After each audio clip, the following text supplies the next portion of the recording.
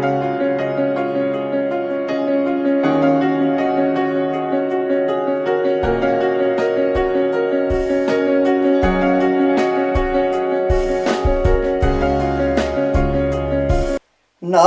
तजवीज़ां दे नेहू नहीं लगदे ते छड़ कागज कलम दवातां नाल गुमान लिबास नहीं विकदे ते ना रब पुछदा जातां साढ़े 3 मन देही दा की धोना एक तोल है टुकड़ा दिल दा देही धोते किश लभे नहीं दिल धोत्या रब मिलदा दिल धोत्या रब मिलदा। अदारा मीडिया पंजाब के स्टूडियो विच अज असी जो प्रोग्राम दो गल्लां करिए विच प्रोग्राम लैके पेश हो रहे हाँ। साडे नाल पंथ के बहुत ही विद्वान आस्ट्रेलिया तो पुजे हैं भाई साहब प्रिंसीपल धर्म सिंह जी। उन्हां नाल असी उन्हां दी जो जीवनी है क्यों जो उन्होंने जीवनी उस टाइम के उस हालातों के हिसाब नाल जो जो काम उन्होंने अपनी जीवनी दे विच कीते ने वो साडे नाल सांझ पाउणगे। ते सब तो पहला भाई साहब जी फतेह प्रवान करो जी। वाहिगुरू जी का खालसा वाहिगुरू जी की फतेह। सो भाई साहब जी आप जी का जो पिंड है रूड़ा बुटर ये शायद गुरदासपुर ਦੇ ਵਿੱਚ ਹੈ ਮੈਂ ਕਿਹਾ ਗੁਰਦਾਸਪੁਰ ਚ ਕਾਦੀਆਂ ਸ਼ਹਿਰ ਦੇ ਕੋਲ ਆ। ठीक है। तो अपना तुसी ਜਿਹੜਾ ना संखेप जीवन कितों तुसी पढ़ाई शुरू की माता पिता का नाम हर चीज़ जी वो विस्तार नाल साझी करो जी।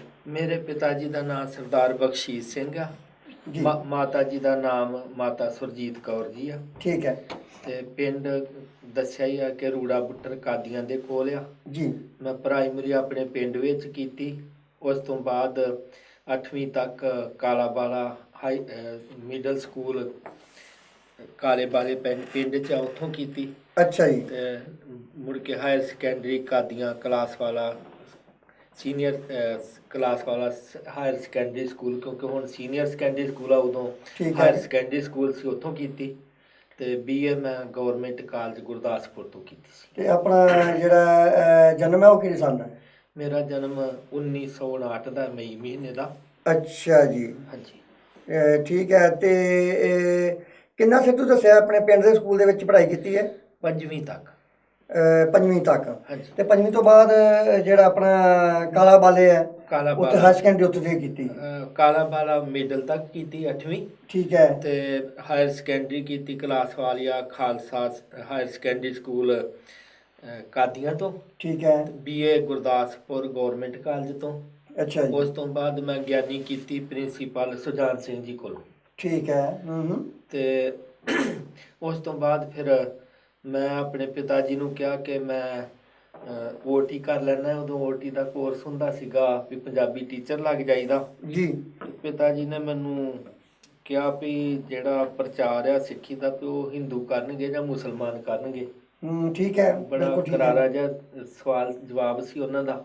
ਯਾਨੀ ਕਹਿਣ ਦਾ ਮਤਲਬ ਕਿ ਜਿਹੜੀ ਇਹ ਸਿੱਖੀ ਦੀ ਲਹਿਰ ਹੈ ਇਹ ਬਜ਼ੁਰਗਾਂ ਤੋਂ ਮਤਲਬ ਘਰ ਦੇ ਵਿੱਚ ਹੀ ਹੈਗੀ ਹੈ। ਹਾਂਜੀ ਤੇ ਸਾਡੇ ਪਿੰਡ ਵਿੱਚ ਪਹਿਲੇ ਅੰਮ੍ਰਿਤਧਾਰੀ ਮੇਰੇ ਪਿਤਾ ਜੀ ਸੀਗੇ। ਠੀਕ ਹੈ ਤੇ ਉਹਨਾਂ ਨੇ ਫਿਰ ਮੈਨੂੰ ਮਿਸ਼ਨਰੀ ਕਾਲਜ ਅੰਮ੍ਰਿਤਸਰ ਸ਼ਹੀਦ ਸਿੱਖ ਮਿਸ਼ਨਰੀ ਕਾਲਜ ਵਿੱਚ ਦਾਖਲ ਕਰਾਇਆ 1983 ਚ। 1983 ਚ। ਹਾਂ 1983 ਤੋਂ 85 ਤੱਕ ਦਾਸ ਨੇ ਉੱਥੇ 2 ਸਾਲ ਪੜ੍ਹਾਈ ਕੀਤੀ। ਠੀਕ ਹੈ ਪ੍ਰਚਾਰਕ ਕੋਰਸ ਦੀ। ਤੇ ਉਸ ਤੋਂ ਬਾਅਦ ਫਿਰ ਮੈਂ ਪੌਂਟਾ ਸਾਹਿਬ ਜਿਹੜਾ ਦਸਮ ਪਾਤਸ਼ਾਹ ਜੀ ਦਾ ਇਤਿਹਾਸਕ ਸਥਾਨ ਉੱਥੇ ਹੈੱਡ ਗ੍ਰੰਥੀ ਦੀ ਡਿਊਟੀ ਕੀਤੀ 1 ਸਾਲ। ਠੀਕ ਹੈ ਤੇ ਉੱਥੋਂ ਬਾਅਦ ਜਿਹੜਾ ਅਕਾਲ ਅਕੈਡਮੀ ਬੜੂ ਸਾਹਿਬ ਆ ਅੱਛਾ ਜੀ ਉੱਥੇ ਉਹਨਾਂ ਦਿਨਾਂ 'ਚ ਸ਼ੁਰੂ ਕੀਤੀ। ਉੱਥੇ ਮੈਂ 1 ਸਾਲ ਉੱਥੇ ਪੜ੍ਹਾਉਣ ਦੀ ਤੇ ਨਾਲ ਗੁਰਦੁਆਰਾ ਸਾਹਿਬ ਦੀ ਜਿਹੜੀ ਸੇਵਾ ਸੀਗੀ ਉਹ ਸਾਰੀ ਕੀਤੀ। ਠੀਕ ਹੈ ਉਸ ਤੋਂ ਬਾਅਦ ਫਿਰ ਮੈਂ ਦਿੱਲੀ ਸ਼੍ਰੀ ਗੁਰੂ ਗ੍ਰੰਥ ਸਾਹਿਬ ਵਿਦਿਆ ਕੇਂਦਰ ਜਿਹੜਾ ਕੇਂਦਰੀ ਸ੍ਰੀ ਗੁਰੂ ਸਿੰਘ ਸਭਾ ਨੇ ਸ਼ੁਰੂ ਕੀਤਾ ਸੀ ਅੰਧੇਰੀਆ ਮੋੜ ਮਹਿਰੌਲੀ ਦਿੱਲੀ ਦੇ ਵਿੱਚ। ਠੀਕ ਹੈ। ਉੱਥੇ 5 ਸਾਲ ਸੇਵਾ ਕੀਤੀ। ਹੂੰ। ਉਸ ਤੋਂ ਬਾਅਦ ਰਾਜਾ ਸਿੰਘ ਜੀ ਟੈਕਸਲਾ ਵਾਲੇ ਉੱਥੇ ਉਹਨਾਂ ਦਿਨਾਂ 'ਚ ਚੇਅਰਮੈਨ ਹੁੰਦੇ ਸੀਗੇ ਵਿਦਿਆਲੇ ਦੇ। ਠੀਕ ਹੈ। ਉਹਨਾਂ ਨੇ ਆਨੰਦਪੁਰ ਸਾਹਿਬ ਆਪਣੇ ਉਹਨਾਂ ਦਾ ਫਾਰਮ ਸੀਗਾ ਦਸ਼ਮੇਸ਼ ਫਾਰਮ, ਉੱਥੇ ਵਿਦਿਆਲਾ ਸ਼ੁਰੂ ਕੀਤਾ। ਉਹਨਾਂ ਨੇ ਮੈਨੂੰ ਕਹਿੰਦੇ ਵੀ ਉੱਥੇ ਜਾਣਾ ਹੈ, ਮੈਂ ਕਿਹਾ ਕੋਈ ਨਹੀਂ ਜਿਵੇਂ ਹੁਕਮ ਆ। ਠੀਕ ਹੈ। ਤੇ ਉਹ ਵਿਦਿਆਲਾ ਸ਼ੁਰੂ ਕੀਤਾ, ਉਹ ਟੈਂਟ ਲਾ ਕੇ ਸ਼ੁਰੂ ਕੀਤਾ ਸੀ। 10 ਸਾਲ ਬੜਾ ਸਫਲਤਾ ਨਾਲ ਚੱਲਿਆ ਜੀ। ਬਾਅਦ ਦੇ ਵਿੱਚ ਫਿਰ ਉਹ ਕਿਉਂਕਿ ਉਹਨਾਂ ਦੀ ਨਿੱਜੀ ਪ੍ਰਾਪਰਟੀ ਸੀਗੀ, ਠੀਕ ਹੈ। ਉਹ ਕਿਸੇ ਕਾਰਨ ਉਹ ਬੰਦ ਹੋ ਗਿਆ। ਫਿਰ ਉਹਨਾਂ ਬੱਚਿਆਂ ਨੂੰ ਸਾਂਭਣ ਵਾਸਤੇ ਕਲਗੀਧਰ ਗੁਰਮਤਿ ਵਿਦਿਆਲਾ ਕਾਨਪੁਰ ਕੋਈ ਠੀਕ ਹੈ। ਇਲਾਕੇ ਦੇ ਸਿੰਘਾਂ ਨਾਲ ਸੰਗਤਾਂ ਨਾਲ ਮਿਲ ਕੇ ਉਹ ਸ਼ੁਰੂ ਕੀਤਾ ਸੀਗਾ। ਠੀਕ ਹੈ। ਤੇ ਉੱਥੇ ਸੇਵਾ ਫਿਰ ਦਾਸ ਕਰਦਾ ਰਿਹਾ। ਬਾਅਦ 'ਚ ਮੇਰਾ ਅੰਜਲ ਆਸਟ੍ਰੇਲੀਆ ਦਾ ਬਣ ਗਿਆ, ਪਰ ਵਿਦਿਆਲੇ ਨਾਲ ਅੱਜ ਤੱਕ ਵੀ ਉਸੇ ਤਰ੍ਹਾਂ ਹੀ ਜੁੜੇ ਹੋਏ ਆ, ਉਸੇ ਤਰ੍ਹਾਂ ਸੇਵਾ ਜਿਹੜੀ ਨਿਭਾ। ਠੀਕ ਹੈ। ਤੇ ਆਸਟ੍ਰੇਲੀਆ ਤੁਸੀਂ ਕਿਹੜੀ ਸਾਲ ਨਿਸ਼ਾਨ? ਮੈਂ ਆਸਟ੍ਰੇਲੀਆ ਪਹਿਲੇ ਸੰਨ 2000 ਵਿੱਚ ਗਿਆ ਸੀਗਾ। ਠੀਕ ਹੈ। ਉਦੋਂ 2.5 ਸਾਲ ਰਹਿ ਕੇ ਮੈਂ ਵਾਪਸ ਆ ਗਿਆ ਸੀਗਾ ਜੀ। ਤੇ ਫਿਰ 2006 ਦੇ ਵਿੱਚ ਗਿਆ ਮੈਂ ਸ਼ੈਪਟਨ ਆ, ਮੈਲਬੌਰਨ ਤੋਂ ਕੋਈ 200 ਕਿਲੋਮੀਟਰ। ਠੀਕ ਹੈ। ਤੇ ਉੱਥੇ ਉਹ ਨਵਾਂ ਹੀ ਗੁਰੂ ਘਰ ਬਣਿਆ। ਪਹਿਲੇ ਉਹ ਕਿਰਾਏ ਤੇ ਜੂਨਟ ਸੀਗਾ, ਉਹ ਲੈ ਕੇ ਰੱਖਿਆ ਸੀਗਾ। ਬਾਅਦ 'ਚ ਹੁਣ ਬਹੁਤ ਸ਼ਾਨਦਾਰ ਗੁਰਦੁਆਰਾ ਹੈ, ਡਬਲ ਸਟੋਰੀ। ਠੀਕ ਹੈ। ਤੇ ਉੱਥੇ ਸੇਵਾ ਉੱਥੋਂ ਹੀ ਸੰਗਤਾਂ ਦਾ ਤੇ ਪ੍ਰਬੰਧਕਾਂ ਦਾ ਕਾਫੀ ਪਿਆਰ ਮਿਲਦਾ ਹੈ। ਅਜੇ ਵੀ ਮੈਂ ਉੱਥੇ ਸੇਵਾ ਕਰਦਾ, ਪਰ ਜਦੋਂ ਮੈਨੂੰ ਛੁੱਟੀ ਦੀ ਲੋੜ ਹੁੰਦੀ ਮੈਂ 2-3 ਮਹੀਨੇ ਇੱਥੇ ਵਿਦਿਆਲੇ ਵਿੱਚ ਜ਼ਰੂਰ ਲਾਉਂਦਾ ਹਾਂ।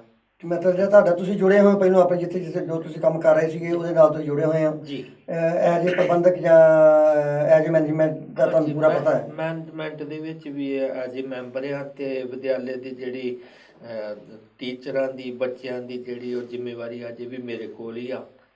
ਠੀਕ ਹੈ। ਤੇ ਇਸ ਤੋਂ ਪਹਿਲਾਂ ਜੋ ਆਪਣਾ ਪਿਤਾ ਪੁਰਖੀ ਕੰਮ ਹੈ ਉਹ ਜ਼ਿਮੀਂਦਾਰ ਹੀ ਹੋਵੇਗਾ? ਜ਼ਿਮੀਂਦਾਰਾ ਸੀਗਾ, ਮੇਰੇ ਪਿਤਾ ਜੀ ਜ਼ਿਮੀਂਦਾਰ ਹੀ ਸੀਗੇ ਤੇ ਮੈਂ ਵੀ ਨਾਲ ਕਰਦਾ ਰਿਹਾ ਆਪਣੇ ਪੜ੍ਹਦੇ ਸਮੇਂ ਤੱਕ।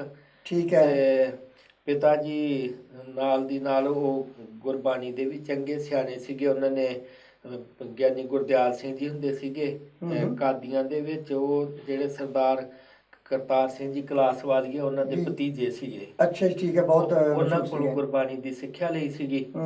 ਤੇ ਉਹ ਕਵੀਸ਼ਰੀ ਵੀ ਆ, ਕਵਿਤਾ ਬੜੀ ਸੋਹਣੀ ਲਿਖ ਲੈਂਦੇ ਸੀਗੇ ਪਿਤਾ ਜੀ। ਠੀਕ ਹੈ।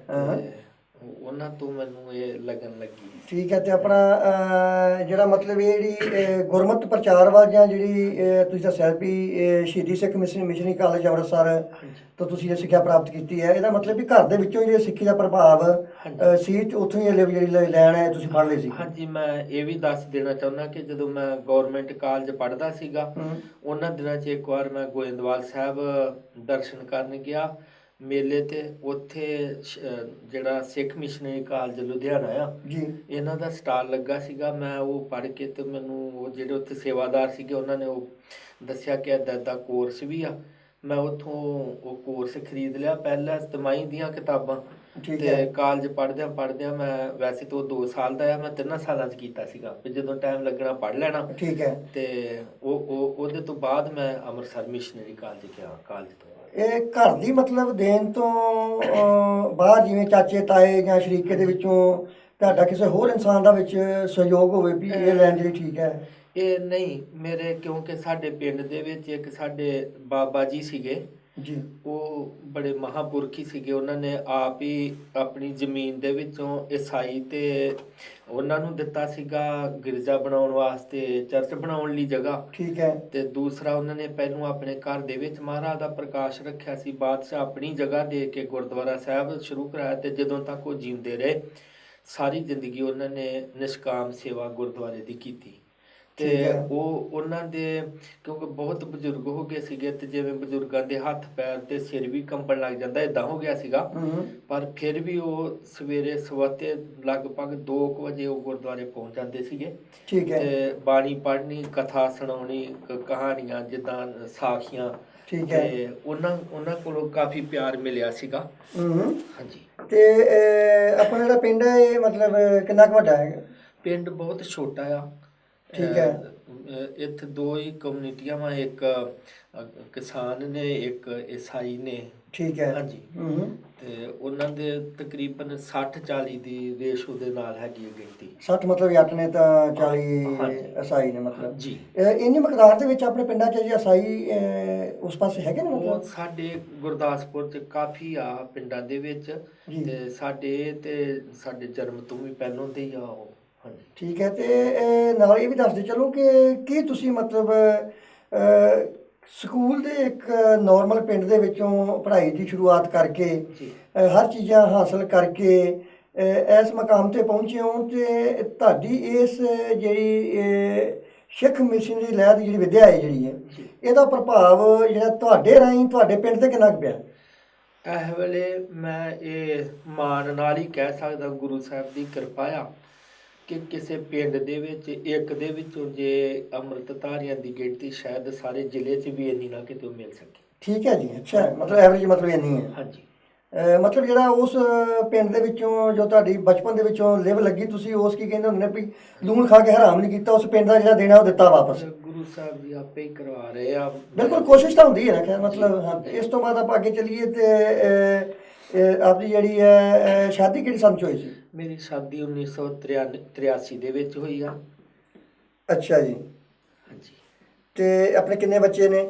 ਮੇਰੇ 3 ਬੇਟੀਆਂ ਨੇ, ਇੱਕ ਬੇਟਾ ਆ। ਅੱਛਾ ਜੀ। ਠੀਕ ਹੈ। ਤੇ ਉਹ ਕੀ ਕਰਦੇ ਨੇ? ਵੱਡੀਆਂ ਦੋਵਾਂ ਬੇਟੀਆਂ ਦੀ ਸ਼ਾਦੀ ਹੋ ਚੁੱਕੀ ਆ, ਬੇਟੇ ਦੀ ਵੀ ਹੋ ਗਈ। ਛੋਟੀ ਬੇਟੀ ਜਿਹੜੀ ਉਹ ਨਰਸਿੰਗ ਦਾ ਕੋਰਸ ਕਰਦੀ, ਉਹ ਆਸਟ੍ਰੇਲੀਆ ਹੀ ਆ। ਵੱਡੀ ਬੇਟੀ ਜਿਹੜੀ ਉਹ ਜਲੰਧਰ ਆ, ਵਿਆਹੀ ਹੋਈ ਉੱਥੇ ਆ। ਠੀਕ ਹੈ। ਬਾਕੀ ਬੱਚੇ ਆਸਟ੍ਰੇਲੀਆ ਹੀ ਨੇ। ਤੇ ਬੇਟਾ ਕੀ ਕਰ ਰਿਹਾ? ਬੇਟਾ ਉੱਥੇ ਬੱਸ ਚਲਾਉਂਦਾ ਆ ਸਿਟੀ ਦੇ ਵਿੱਚ। ਅੱਛਾ ਜੀ, ਆਸਟ੍ਰੇਲੀਆ। ਹਾਂਜੀ। ਅੱਛਾ। ਤੇ ਤੁਸੀਂ ਜਿਸ ਹਿਸਾਬ ਨਾਲ ਮਤਲਬ ਇਹ ਗੱਲ ਕਰ ਰਹੇ ਸੀ ਕਿ 1983 ਵਿੱਚ ਤੁਸੀਂ ਸ਼ਹੀਦ ਸਿੱਖ ਮਿਸ਼ਨਰੀ ਕਾਲਜ ਅੰਮ੍ਰਿਤਸਰ ਵਿੱਚ ਆਏ ਸੀਗੇ, ਜੀ। ਤੇ ਇਸ ਟਾਈਮ ਤੇ ਜਿਹੜਾ ਉਹ ਨਿਰੰਕਾਰੀਆਂ ਦਾ ਦੀ ਗਤੀਵਿਧੀਆਂ ਸੀਗੀਆਂ, ਉਹਦੇ ਬਾਰੇ ਤੁਹਾਨੂੰ ਬਿਲਕੁਲ ਪਤਾ ਹੋਵੇਗਾ। ਮੈਨੂੰ ਨਿਰੰਕਾਰੀਆਂ ਦੀਆਂ ਗਤੀਵਿਧੀਆਂ ਦਾ ਪੂਰੀ ਤਰ੍ਹਾਂ ਪਤਾ ਆ। 1978 ਤੋਂ ਲੈ ਕੇ ਪਤਾ ਆ, ਜੀ। ਕਿਉਂਕਿ 1978 ਦੇ ਵਿੱਚ ਇੱਕ ਗੁਰਦੁਆਰਾ ਆ ਬਲੇਰ ਖਾਨਪੁਰ, ਕਪੂਰਥਲੇ ਤੋਂ ਨਕੋਦਰ ਨੂੰ ਜਾਂਦੇ ਆ ਰਸਤੇ 'ਚ। ਠੀਕ ਹੈ। ਉੱਥੇ ਗੁਰਦੁਆਰਾ ਉਹਦੀ ਨੀਂਹ ਪੱਥਰ ਰੱਖਣੀ ਸੀਗੀ ਸੰਤ ਜਰਨੈਲ ਸਿੰਘ ਹੋਰਾਂ ਨੇ 1978 'ਚ। ਠੀਕ ਹੈ। ਤੇ ਉਹ ਮੇਰੇ ਸਾਥੀ ਉੱਥੇ ਗਏ ਹੋਏ ਸੀਗੇ, ਮੈਂ ਵੀ ਉੱਥੇ ਨਾਲ ਚੱਲ ਗਿਆ। ਉਹਨਾਂ ਦਿਨਾਂ 'ਚ ਛੁੱਟੀਆਂ ਸੀਗੀਆਂ ਤੇ ਪਾਠਾਂ ਦੇ ਵਿੱਚ। ਠੀਕ ਹੈ। ਤੇ ਉਹ ਉੱਥੇ ਰਹਿੰਦੇ ਹੀ ਇਹ ਘਟਨਾ ਵਾਪਰੀ ਸੀਗੀ, ਜਿਹੜੀ 1978 ਦੀ ਨਿਰੰਕਾਰੀ ਕਾਂਡ ਜਿਹੜਾ ਅੰਮ੍ਰਿਤਸਰ ਹੋਇਆ। ਠੀਕ ਹੈ।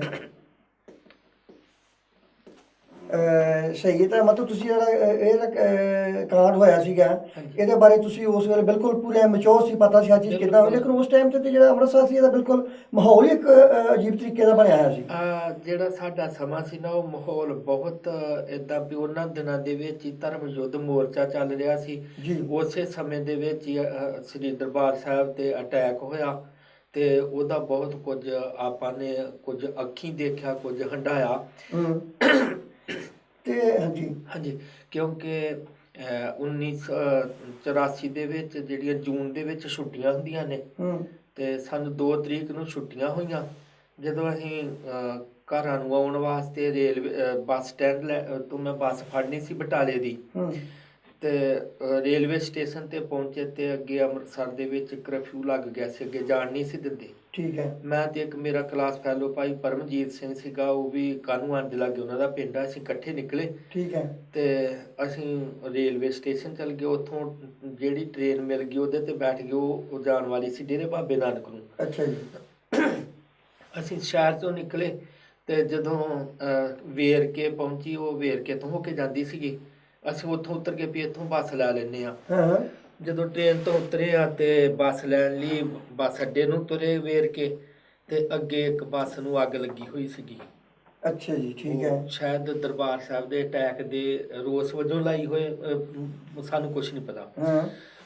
ਮੈਂ ਵੀਰ ਜੀ ਨੂੰ ਕਿਹਾ, ਆਪਣੇ ਪਰਮਜੀਤ ਸਿੰਘ ਹੋਰਾਂ ਨੂੰ, ਮੈਂ ਕਿਹਾ ਵੀ ਇੱਥੇ ਗੜਬੜ ਆ, ਤੇ ਆਪਾਂ ਮੁੜ ਕੇ ਟ੍ਰੇਨ 'ਚ ਚੱਲ ਜਾਈਏ। ਠੀਕ ਹੈ। ਅਸੀਂ ਟ੍ਰੇਨ 'ਤੇ ਚੜ੍ਹ ਗਏ। ਫਿਰ ਅਸੀਂ ਜਾ ਕੇ ਉੱਥੇ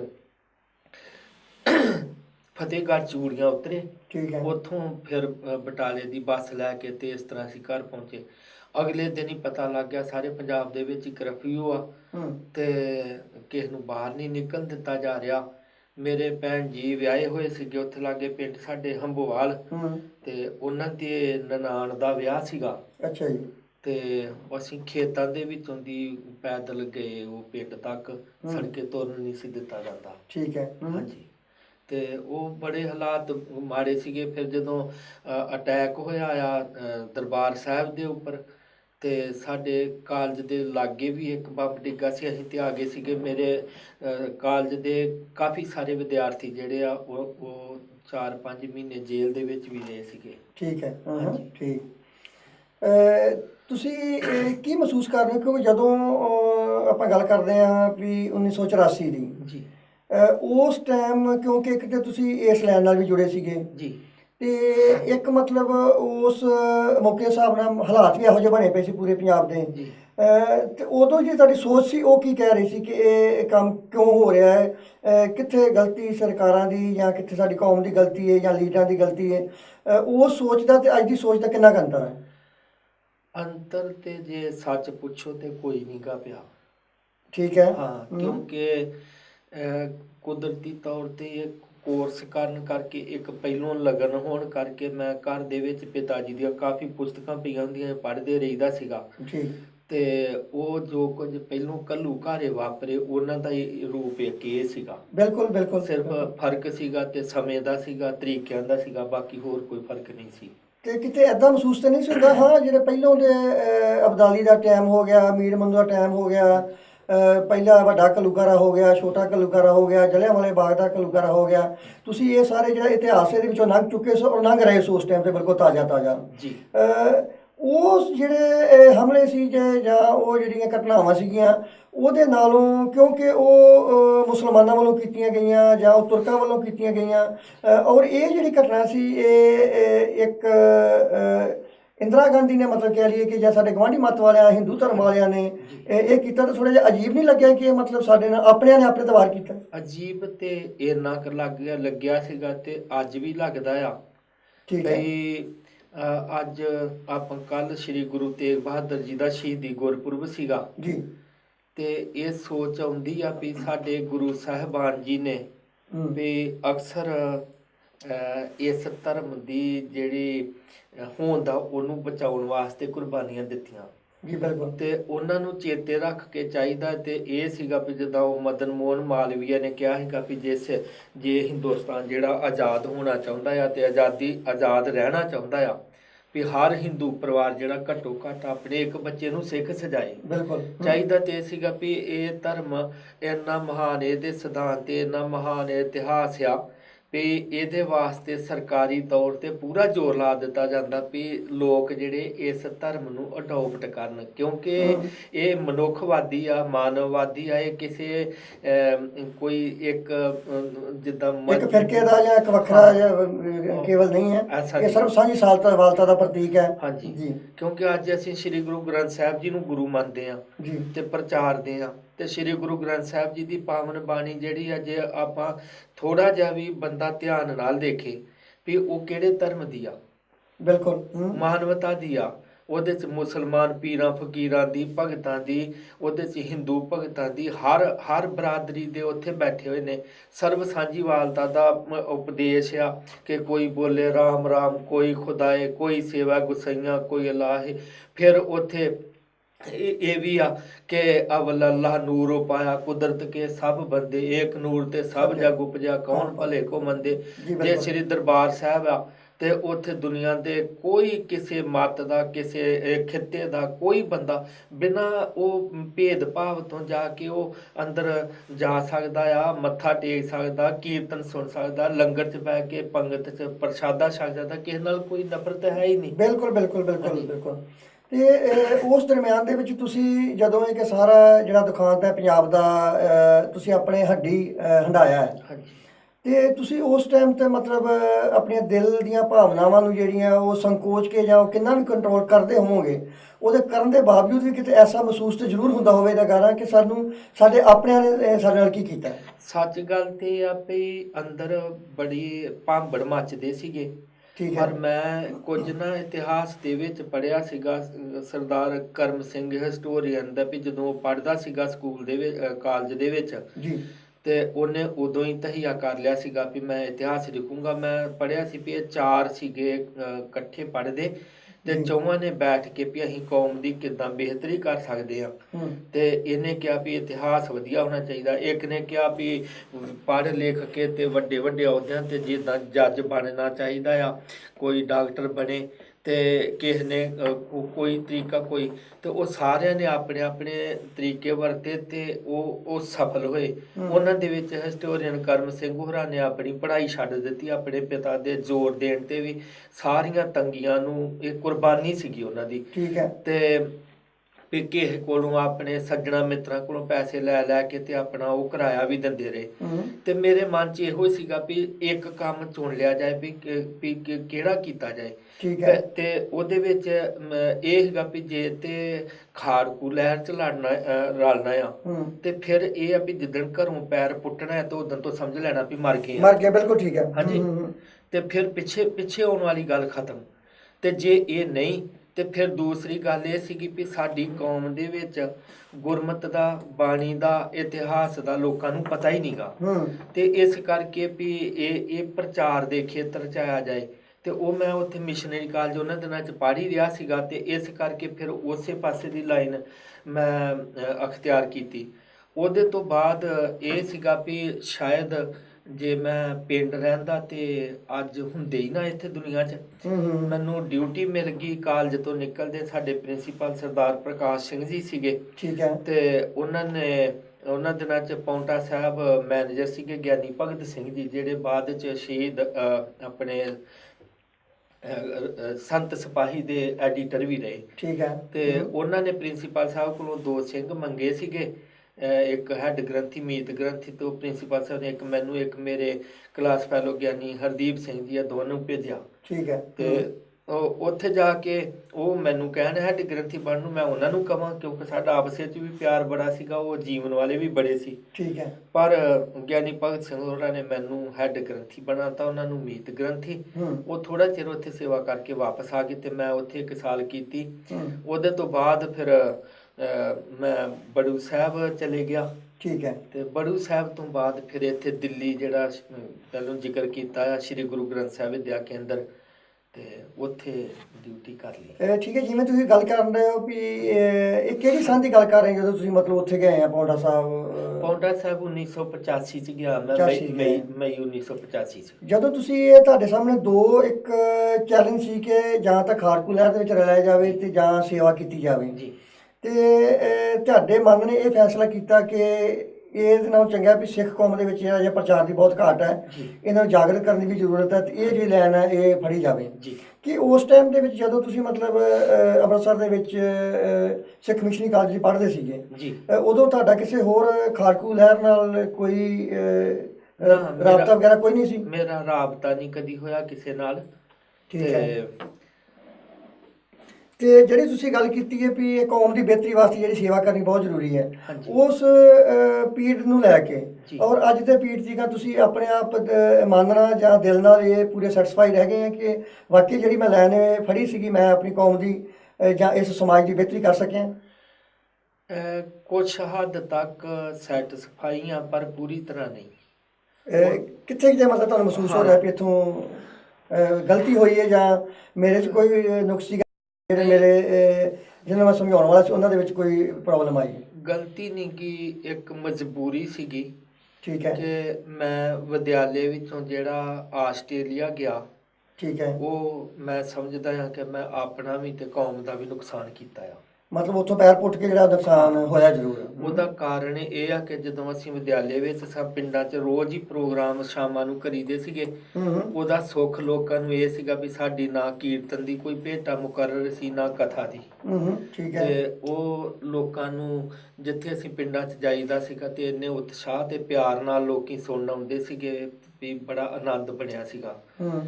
ਦਿਨੇ ਬੱਚਿਆਂ ਨੂੰ ਪੜ੍ਹਾਉਣਾ, ਉੱਥੇ ਕਿੰਨੇ ਸਿੰਘ ਮਿਲ ਜਾਂਦੇ ਸੀਗੇ ਤੇ ਇੱਕ ਮਨ ਦੇ ਵਿੱਚ ਨਾ ਬੜਾ ਠੰਡ ਪਈ ਰਹਿੰਦੀ ਸੀ। ਠੀਕ ਹੈ। ਤੇ ਆਸਟ੍ਰੇਲੀਆ ਚਲ ਗਿਆ, ਉੱਥੇ ਮੈਂ ਪੱਕਾ ਵੀ ਹੋ ਗਿਆ, ਉਹਨਾਂ ਸਿੰਘਾਂ ਨੇ ਕਰਾ ਦਿੱਤਾ। ਪਰ ਉਹਦੇ ਨਾਲ ਉੱਥੇ ਹੁਣ ਹਫ਼ਤੇ ਦੇ ਵਿੱਚ 2 ਵਾਰੀ ਕਥਾ ਹੁੰਦੀ, ਪੌਣਾ ਘੰਟਾ। ਬਾਕੀ ਸਾਰਾ ਦਿਨ ਵਿਹਲੇ ਬੈਠੇ ਰਹੋ, ਸਵੇਰੇ ਮਹਾਰਾਜ ਦੀ ਸੇਵਾ ਕਰ ਲਈ, ਸ਼ਾਮ ਨੂੰ ਕਰ ਲਈ। ਤੇ ਉਹ ਪ੍ਰਚਾਰ ਮੈਂ ਸਮਝਦਾ ਹਾਂ ਕਿ ਮੈਂ ਆਪਣਾ ਸਮਾਂ ਜਿਹੜਾ ਨਾ ਉਹ ਵਿਅਰਥ ਗਵਾਉਣ ਵਾਲੀ ਗੱਲ ਕੀਤੀ। ਹਾਲਾਂਕਿ ਚਲੋ ਉੱਥੇ ਵੀ ਮੈਂ ਬੱਚਿਆਂ ਨੂੰ ਪੰਜਾਬੀ ਵੀ ਪੜ੍ਹਾਉਂਦਾ ਰਿਹਾ ਤੇ ਗੁਰਬਾਣੀ ਦੀ ਸੰਥਿਆ ਵੀ ਜਦੋਂ ਵੀ ਕੋਈ ਆ ਜਾਏ ਮੇਰੇ ਵੱਲੋਂ ਖੁੱਲੀ ਛੁੱਟੀ ਆ। ਠੀਕ ਹੈ। ਪਰ ਉਹ ਵਿਦਿਆਲੇ ਵਾਲੀ ਤੇ ਉਹਦੇ ਵਿੱਚ ਬਹੁਤ ਅੰਤਰ ਆ, ਇੱਥੇ ਬਹੁਤ ਸੇਵਾ ਸੀਗੀ। ਬਿਲਕੁਲ, ਤੁਸੀਂ ਬਹੁਤ ਹੀ ਗੱਲ ਕੀਮਤੀ ਕੀਤੀ ਹੈ। ਤੁਸੀਂ ਇਹ ਗੱਲ ਜਿਵੇਂ ਆਪਾਂ ਦੇਖਦੇ ਹਾਂ ਆਮ ਹੀ ਕਿ ਤੁਸੀਂ ਉਸ ਟਾਈਮ ਦੀ ਗੱਲ ਕੀਤੀ ਜਦੋਂ ਕਿ ਉਸ ਟਾਈਮ ਦੇ ਦਰਮਿਆਨ ਉਹ ਸਿੱਖ ਮਿਸ਼ਨਰੀ ਕਾਲਜ ਜਾਂ ਤਾਂ ਅੰਮ੍ਰਿਤਸਰ ਸਾਹਿਬ ਵਾਲੇ ਹੋਣ ਜਾਂ ਲੁਧਿਆਣੇ ਵਾਲੇ ਹੋਣ ਜਾਂ ਕੋਈ ਵੀ ਹੋਣ, ਉਹਨਾਂ ਸਿੱਖ ਮਿਸ਼ਨਰੀ ਕਾਲਜ ਵਾਲਿਆਂ ਇੱਕ ਤਾਂ ਉਹ ਇਸ ਸਿੱਖੀ ਦੀ ਲਾਈਨ ਨਾਲ ਜੁੜੇ ਸੀਗੇ।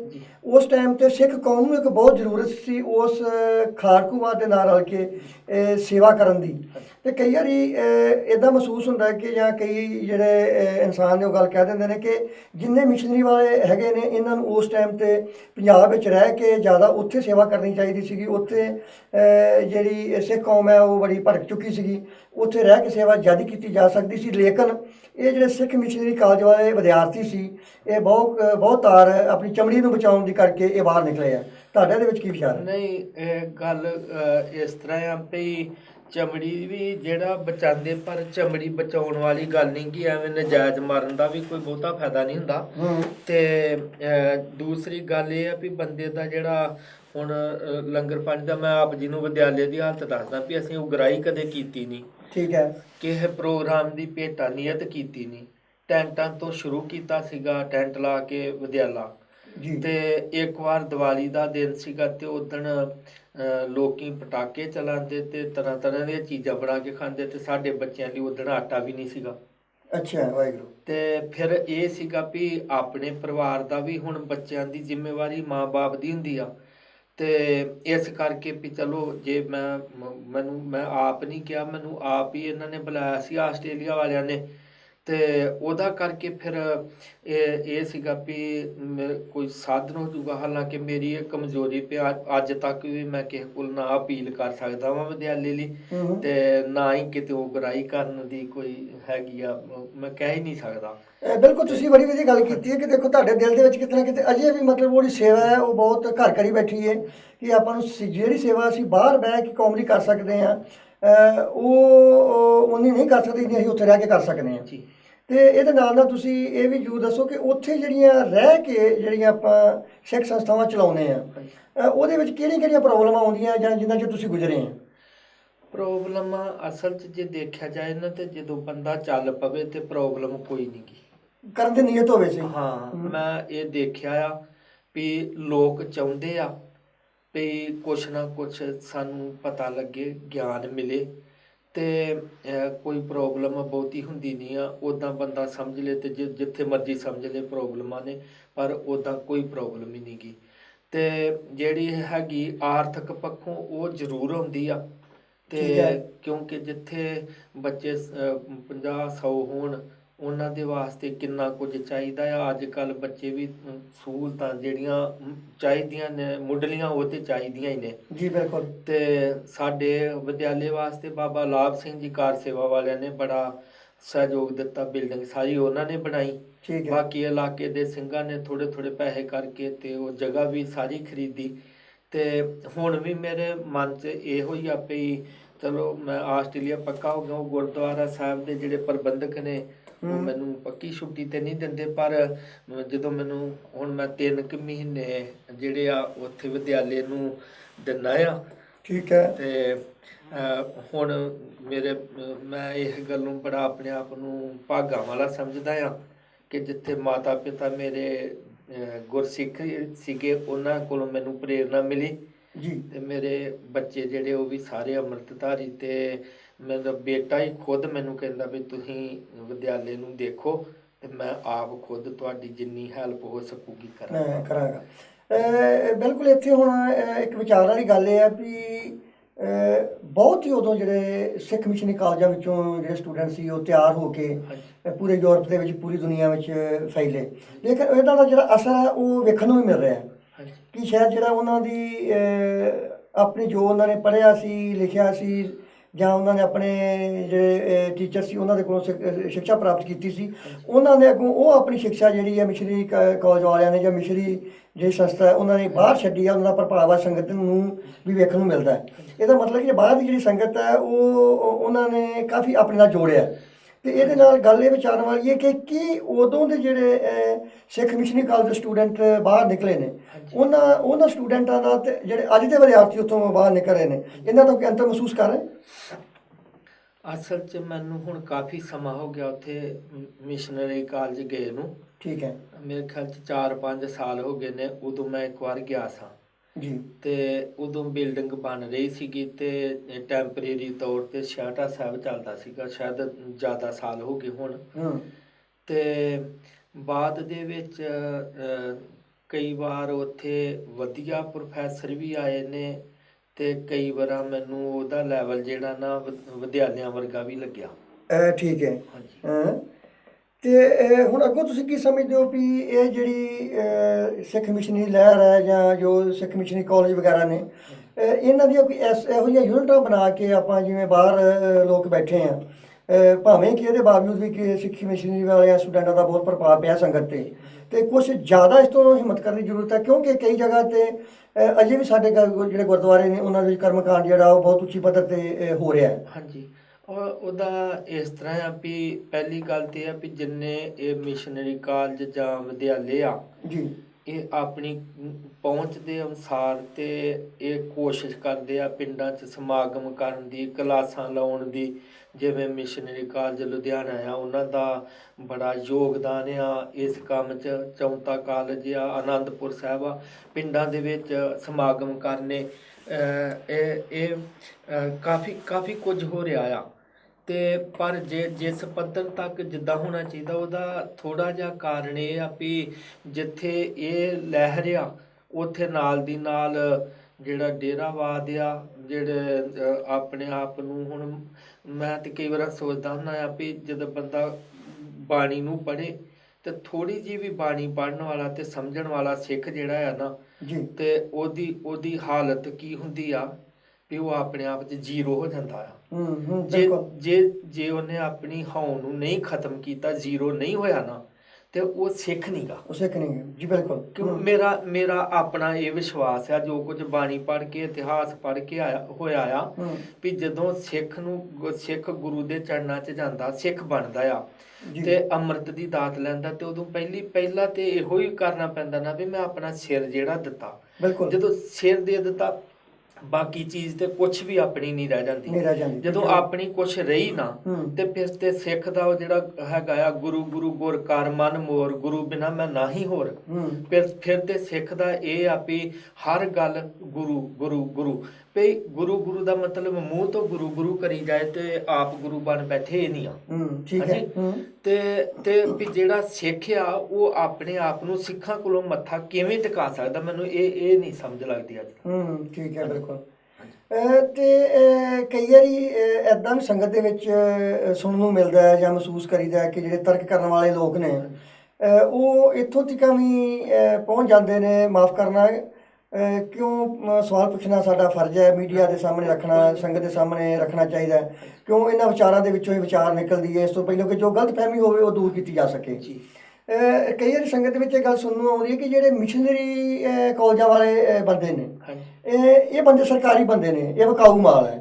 ਇਹਦੇ ਬਾਰੇ ਤੁਹਾਡਾ ਕੀ ਵਿਸ਼ਵਾਸ ਹੈ ਕਿ ਉਹਨਾਂ ਨੂੰ ਕੀ ਸੁਣਾ ਦੇਣਾ ਚਾਹੋਗੇ ਤੁਸੀਂ ਜਿਹੜੇ ਬੰਦੇ ਇਹੋ ਜਿਹੀ ਸੋਚ ਰੱਖਦੇ ਨੇ? ਮੈਂ ਕਹੂੰਗਾ ਵੀ ਸੱਚਮੁੱਚ ਹੀ ਵਿਕੇ ਵੀ ਆ ਤੇ ਸਰਕਾਰੀ ਵੀ ਆ, ਪਰ ਸਰਕਾਰੀ ਆ ਸੱਚੀ ਸਰਕਾਰ ਦੇ, ਕਿਉਂਕਿ ਆਪਣਾ ਇਹ ਕੁਛ ਨਹੀਂ ਵੱਖਰਾ ਚਲਾਉਂਦੇ।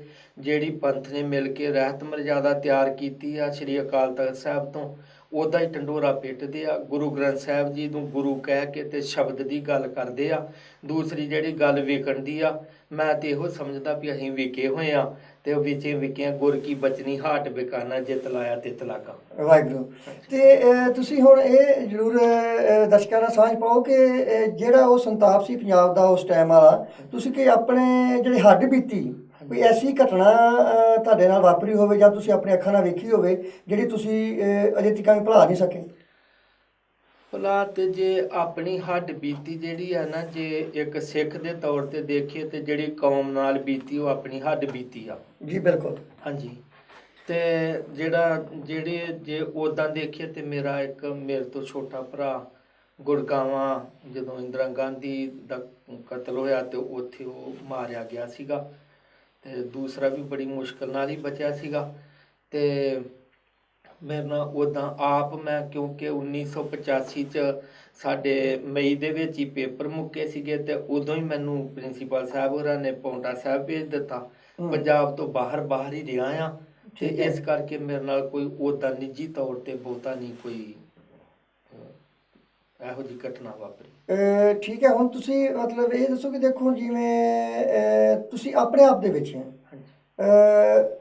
ਐਜ ਸਿੱਖ ਮਿਸ਼ਨਰੀ ਕਾਲਜ ਦੇ ਸਟੂਡੈਂਟ ਹੁੰਦੇ ਆ ਜੀ, ਗੁਰਮਤ ਦਾ ਪ੍ਰਚਾਰ ਕਰਦੇ ਆ, ਪੂਰੀ ਦੁਨੀਆ ਦੇ ਵਿੱਚ ਵਿਚਰਨੇ ਹੋ, ਤਰ੍ਹਾਂ ਤਰ੍ਹਾਂ ਦੇ ਬੰਦੇ ਤੁਹਾਨੂੰ ਸੰਗਤ ਵਿੱਚ ਮਿਲਦੇ ਨੇ, ਇਹਦੇ ਵਿੱਚ ਦਰਮਿਆਨ ਤੁਹਾਨੂੰ ਜਿਹੜਾ ਆਪਣਾ ਮਾਫ ਕਰਨਾ ਹਿੰਦੂ ਤਬਕਾ ਵੀ ਜਿਹੜਾ ਮਿਲਦਾ ਹੈ। ਕੋ ਜਦੋਂ ਇੰਨਾ ਲੰਮਾ ਟਾਈਮ ਔਰ ਇਸ ਲਾਈਨ ਨਾਲ ਜੁੜਿਆ ਹੋਇਆ, ਗੁਰੂ ਦੇ ਸ਼ਬਦ ਨਾਲ ਜੁੜਿਆ ਹੋਇਆ, ਗੁਰੂ ਦੀ ਗੱਲ ਕਰਦੇ ਆ, ਇੰਨਾ ਲੰਮਾ ਅਰਸਾ ਹੋ ਗਿਆ ਹੋਵੇ ਤਾਂ ਨੋਰਮਲ ਜੀ ਗੱਲ ਹੈ ਕਿ ਇੱਕ ਇਨਸਾਨ ਦੇ ਦਿਮਾਗ ਦੇ ਵਿੱਚ ਇੱਕ ਗੱਲ, ਇੱਕ ਉਹ ਜਿਹੜੀ ਰੂਹ ਦੇ ਵਿੱਚ ਉਹ ਗੱਲ ਫਸ ਜਾਂਦੀ ਹੈ ਕਿ ਇਹ ਸੀ ਸਾਡੇ ਹਿੰਦੂ ਵੀਰਾਂ ਨੇ ਜਿਨ੍ਹਾਂ ਦੀ ਆਪਾਂ ਗੱਲ ਕੱਲ੍ਹ ਹੀ ਕਰਕੇ ਹਟੇ ਹਾਂ।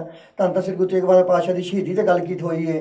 ਥਾਂ ਥਾਂ ਗੁਰਦੁਆਰਿਆਂ ਦੇ ਵਿੱਚ ਕੀਰਤਨ ਸਮਾਗਮ ਜਾਂ ਮਨਾਇਆ ਗਿਆ, ਕੋਟ ਪ੍ਰਣਾਮ ਕੀਤਾ ਗਿਆ। ਅਤੇ ਕਿਤੇ ਨਾ ਕਿਤੇ ਇਹ ਗੱਲ ਤੁਹਾਨੂੰ ਅਜੇ ਤੱਕ ਵੀ ਜ਼ਰੂਰ ਮਹਿਸੂਸ ਹੋ ਰਹੀ ਹੈ ਕਿ ਇਹ ਇੱਦਾਂ ਨਹੀਂ ਸੀ ਹੋਣਾ ਚਾਹੀਦਾ। ਵੀ ਇਹ ਜਿਹੜੀ ਗਲਤੀ ਹੈ ਇਹ ਬਹੁਤਾ ਤੁਸੀਂ ਕਿਹੜੀ ਤਰਫ ਤੋਂ ਮੰਨਦੇ ਆ ਵੀ ਗਲਤੀ ਕਿਸ ਪਾਸੋਂ ਜ਼ਿਆਦਾ ਹੋਈ ਹੈ? ਉਹ ਇਸ ਤਰ੍ਹਾਂ ਆ ਜੀ, ਭਈ ਜਿਹੜਾ ਸਾਰੀ ਦੁਨੀਆ ਦਾ ਜਿਹੜਾ ਹੈਗਾ ਨਾ ਹਿਸਾਬ ਕਿਤਾਬ, ਇਹਨਾਂ ਨੂੰ ਜਾਤ ਪਾਤ ਜਾਂ ਮਜ਼ਹਬ ਤੋਂ ਉੱਪਰ ਉੱਠ ਕੇ ਥੋੜ੍ਹਾ ਜਿਹਾ ਦੇਖੀਏ ਜੀ, ਤੇ ਜਿਹੜੀਆਂ ਹਕੂਮਤਾਂ ਨੇ ਉਹਨਾਂ ਦਾ ਅਸਲ 'ਚ ਧਰਮ ਹੀ ਕੋਈ ਨਹੀਂ ਹੁੰਦਾ। ਬਿਲਕੁਲ, ਲੀਡਰ ਦਾ ਕੋਈ ਧਰਮ ਨਹੀਂ। ਹਾਂ, ਉਹਨਾਂ ਨੇ ਇਹ ਵੇਖਣਾ ਹੁੰਦਾ ਵੀ ਉਹਨਾਂ ਦਾ ਜਿਹੜਾ ਮਤਲਬ ਆ ਉਹ ਕਿੱਦਾਂ ਹੱਲ ਹੁੰਦਾ ਆ। ਜੀ ਬਿਲਕੁਲ, ਵੋਟਾਂ ਕਿੱਥੋਂ ਆਉਂਦੀਆਂ ਨੇ? ਹਾਂਜੀ, ਵੋਟਾਂ ਕੁਦਰਤੀ ਅੱਜ ਬਹੁ ਗਿਣਤੀ ਦੀਆਂ ਵੋਟਾਂ ਲੈਣੀਆਂ ਨੇ, ਤੇ ਉਹਨਾਂ ਦੇ ਅੰਦਰ ਜਿਹੜੀਆਂ ਮਿਨੋਰਟੀਜ਼ ਨੇ ਉਹਨਾਂ ਦੇ ਨਾਲ ਉਹ ਨਫ਼ਰਤ ਪੈਦਾ ਕਰਕੇ ਤੇ ਜਿਹੜੇ ਉਹ ਥੋੜ੍ਹੀ ਗਿਣਤੀ 'ਚ ਉਹਨਾਂ 'ਤੇ ਜ਼ੁਲਮ ਕਰੋ ਤੇ ਉਹ ਦੂਸਰੇ ਖੁਸ਼ ਹੋ ਜਾਣਗੇ ਵੀ ਸਾਡੇ ਦੁਸ਼ਮਣਾਂ ਨੂੰ ਮਾਰਤਾ।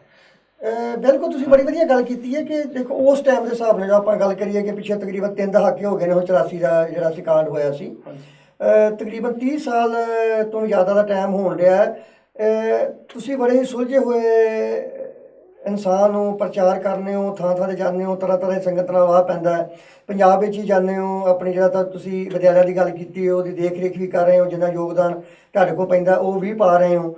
ਉਹਦੇ ਬਾਵਜੂਦ ਵੀ ਤੁਸੀਂ ਕੀ ਸਮਝਦੇ ਹੋ ਕਿ ਜਦੋਂ ਉਦੋਂ ਦੀ ਜਿਹੜੀ ਰਾਜਨੀਤੀ ਸੀ ਜਾਂ ਉਦੋਂ ਦੀ ਜਿਹੜੀ ਲੀਡਰਸ਼ਿਪ ਸੀ ਉਹਦਾ ਤੇ ਜਿਹੜੀ ਅੱਜ ਦੀ ਲੀਡਰਸ਼ਿਪ ਹੈ ਇਹਦਾ ਕਿੰਨਾ ਕੁ ਅੰਤਰ ਪਿਆ? ਇਹ ਥੋੜ੍ਹੀ ਗਿਰਾਵਟ ਵੱਲ ਗਈ ਹੈ ਕਿ ਜਾਂ ਸਾਡੀ ਜਿਹੜੀ ਸਿੱਖ ਕੌਮ ਹੈ ਇਹ ਥੋੜ੍ਹੀ ਜਿਹੀ ਜਾਗਰੂਕ ਹੋਈ ਹੈ? ਜਾਗਰੂਕ ਵੀ ਹੋਈ ਆ ਜਿਹੜੀ ਕੌਮ ਦੇ ਅੰਦਰ, ਤੇ ਜਾਗਰਤੀ ਆਉਂਦੀ ਆ ਥੋੜ੍ਹੀ ਬਹੁਤੀ, ਪਰ ਜਿਹੜੀ ਸਾਡੀ ਲੀਡਰਸ਼ਿਪ ਆ, ਮੈਂ ਜੇ ਤੁਹਾਨੂੰ ਸੱਚ ਹੀ ਕਹਾਂ ਬਿਲਕੁਲ ਤੇ ਇਹ ਇਸ ਵੇਲੇ ਮੈਨੂੰ ਇਉਂ ਲੱਗਦਾ ਵੀ ਸਾਡੀ ਲੀਡਰਸ਼ਿਪ ਜਿਹੜੀ ਆ ਉਹ ਜ਼ਿਆਦਾ ਮਾਰ ਰਹੀ ਆ ਦੁਸ਼ਮਣ ਨਾਲੋਂ। ਬਿਲਕੁਲ, ਤੁਸੀਂ ਇਹ ਗੱਲ ਕਹਿ ਰਹੇ ਵੀ ਜਿੰਨੀ ਜਾਗਰਤੀ ਮਤਲਬ ਆਉਣੀ ਚਾਹੀਦੀ ਸੀ ਉਨੀ ਨਹੀਂ ਆਈ। ਖਾਸ ਕਰਕੇ ਤੁਸੀਂ ਉਹ ਜਿਹੜਾ ਪੰਜਾਬ ਦੀ ਜਾਗਰੂਕੀ ਔਰ ਜਿਹੜੀ ਯੂਰਪ ਦੀ ਹੈ ਜਾਂ ਬਾਹਰਲੇ ਮੁਲਕਾਂ ਦੀ ਹੈ, ਇਹਦੇ ਤੁਸੀਂ ਕਿੰਨਾ ਕੁ ਅੰਤਰ ਸਮਝਦੇ ਹੋ, ਕਿੰਨਾ ਡਿਫਰੈਂਸ ਹੈ? ਬਾਹਰ ਜਿਹੜਾ ਆ ਨਾ, ਇੱਥੇ ਹੁਣ ਜਿਹੜਾ ਸਿੱਖ ਰਹਿੰਦਾ ਆ ਜੀ, ਹਾਲਾਂਕਿ ਮੈਂ ਇਹ ਮਹਿਸੂਸ ਕੀਤਾ ਆ ਬਾਹਰ ਰਹਿੰਦਿਆਂ ਹੋਇਆਂ ਵੀ ਜਿਹੜੀ ਉੱਥੇ ਦੀ ਹੈਗੀ ਆ ਸ਼ਕਤੀ, ਜਿਹੜੀ ਸਰਕਾਰ ਆ ਜਾਂ ਉੱਥੇ ਦੀ ਲੀਡਰਸ਼ਿਪ ਆ, ਉਹਨਾਂ ਨੇ ਆਪਣੇ ਇੱਥੇ ਤੱਕ ਪੈਰ ਪਸਾਰੇ ਹੋਏ ਨੇ। ਬਿਲਕੁਲ ਠੀਕ ਹੈ। ਉਹਨਾਂ ਨੇ ਆਪਣੇ ਇੱਥੇ ਵਿੰਗ ਖੋਲੇ ਹੋਏ ਨੇ, ਕੋਈ ਕਿਸੇ ਅਕਾਲੀ ਦਲ ਦਾ, ਕੋਈ ਕਿਸੇ ਦਾ, ਤੇ ਉਹ ਫਿਰ ਆਪਣੇ ਨਾਲ ਬੰਦੇ ਵੀ ਜੋੜਦੇ। ਜਿਹੜੇ ਲੋਕਾਂ ਨੇ ਹੁਣ ਇੱਥੋਂ ਉੱਥੇ ਜਾਣਾ ਹੁੰਦਾ ਤੇ ਬਹੁਤ ਸਾਰੇ ਲੋਕ ਐਸੇ ਆ ਜਿਹੜੇ ਸਾਰਾ ਕੁਝ ਸਮਝਦੇ ਹੋਏ ਵੀ ਆਪਣੇ ਮਤਲਬਾਂ ਦੀ ਖਾਤਰ ਉਹਨਾਂ ਦੇ ਨਾਲ ਜੁੜ ਕੇ ਚੱਲਦੇ ਨੇ ਵੀ ਕੱਲ੍ਹ ਨੂੰ ਉੱਥੇ ਥਾਣੇ 'ਚ ਲੋੜ ਪਊਗੀ, ਇੱਥੇ ਉਹ ਪਊਗੀ, ਜੇ ਹੋਊਗਾ, ਤੇ ਇਸ ਤਰ੍ਹਾਂ ਦਾ ਵੀ। ਪਰ ਫਿਰ ਵੀ ਆਮ ਸੰਗਤ ਜਿਹੜੀ ਆ ਉਹ ਫਿਰ ਵੀ ਆਪਣੇ ਆਪ ਨੂੰ ਆਜ਼ਾਦ ਮਹਿਸੂਸ ਕਰਦੀ ਆ।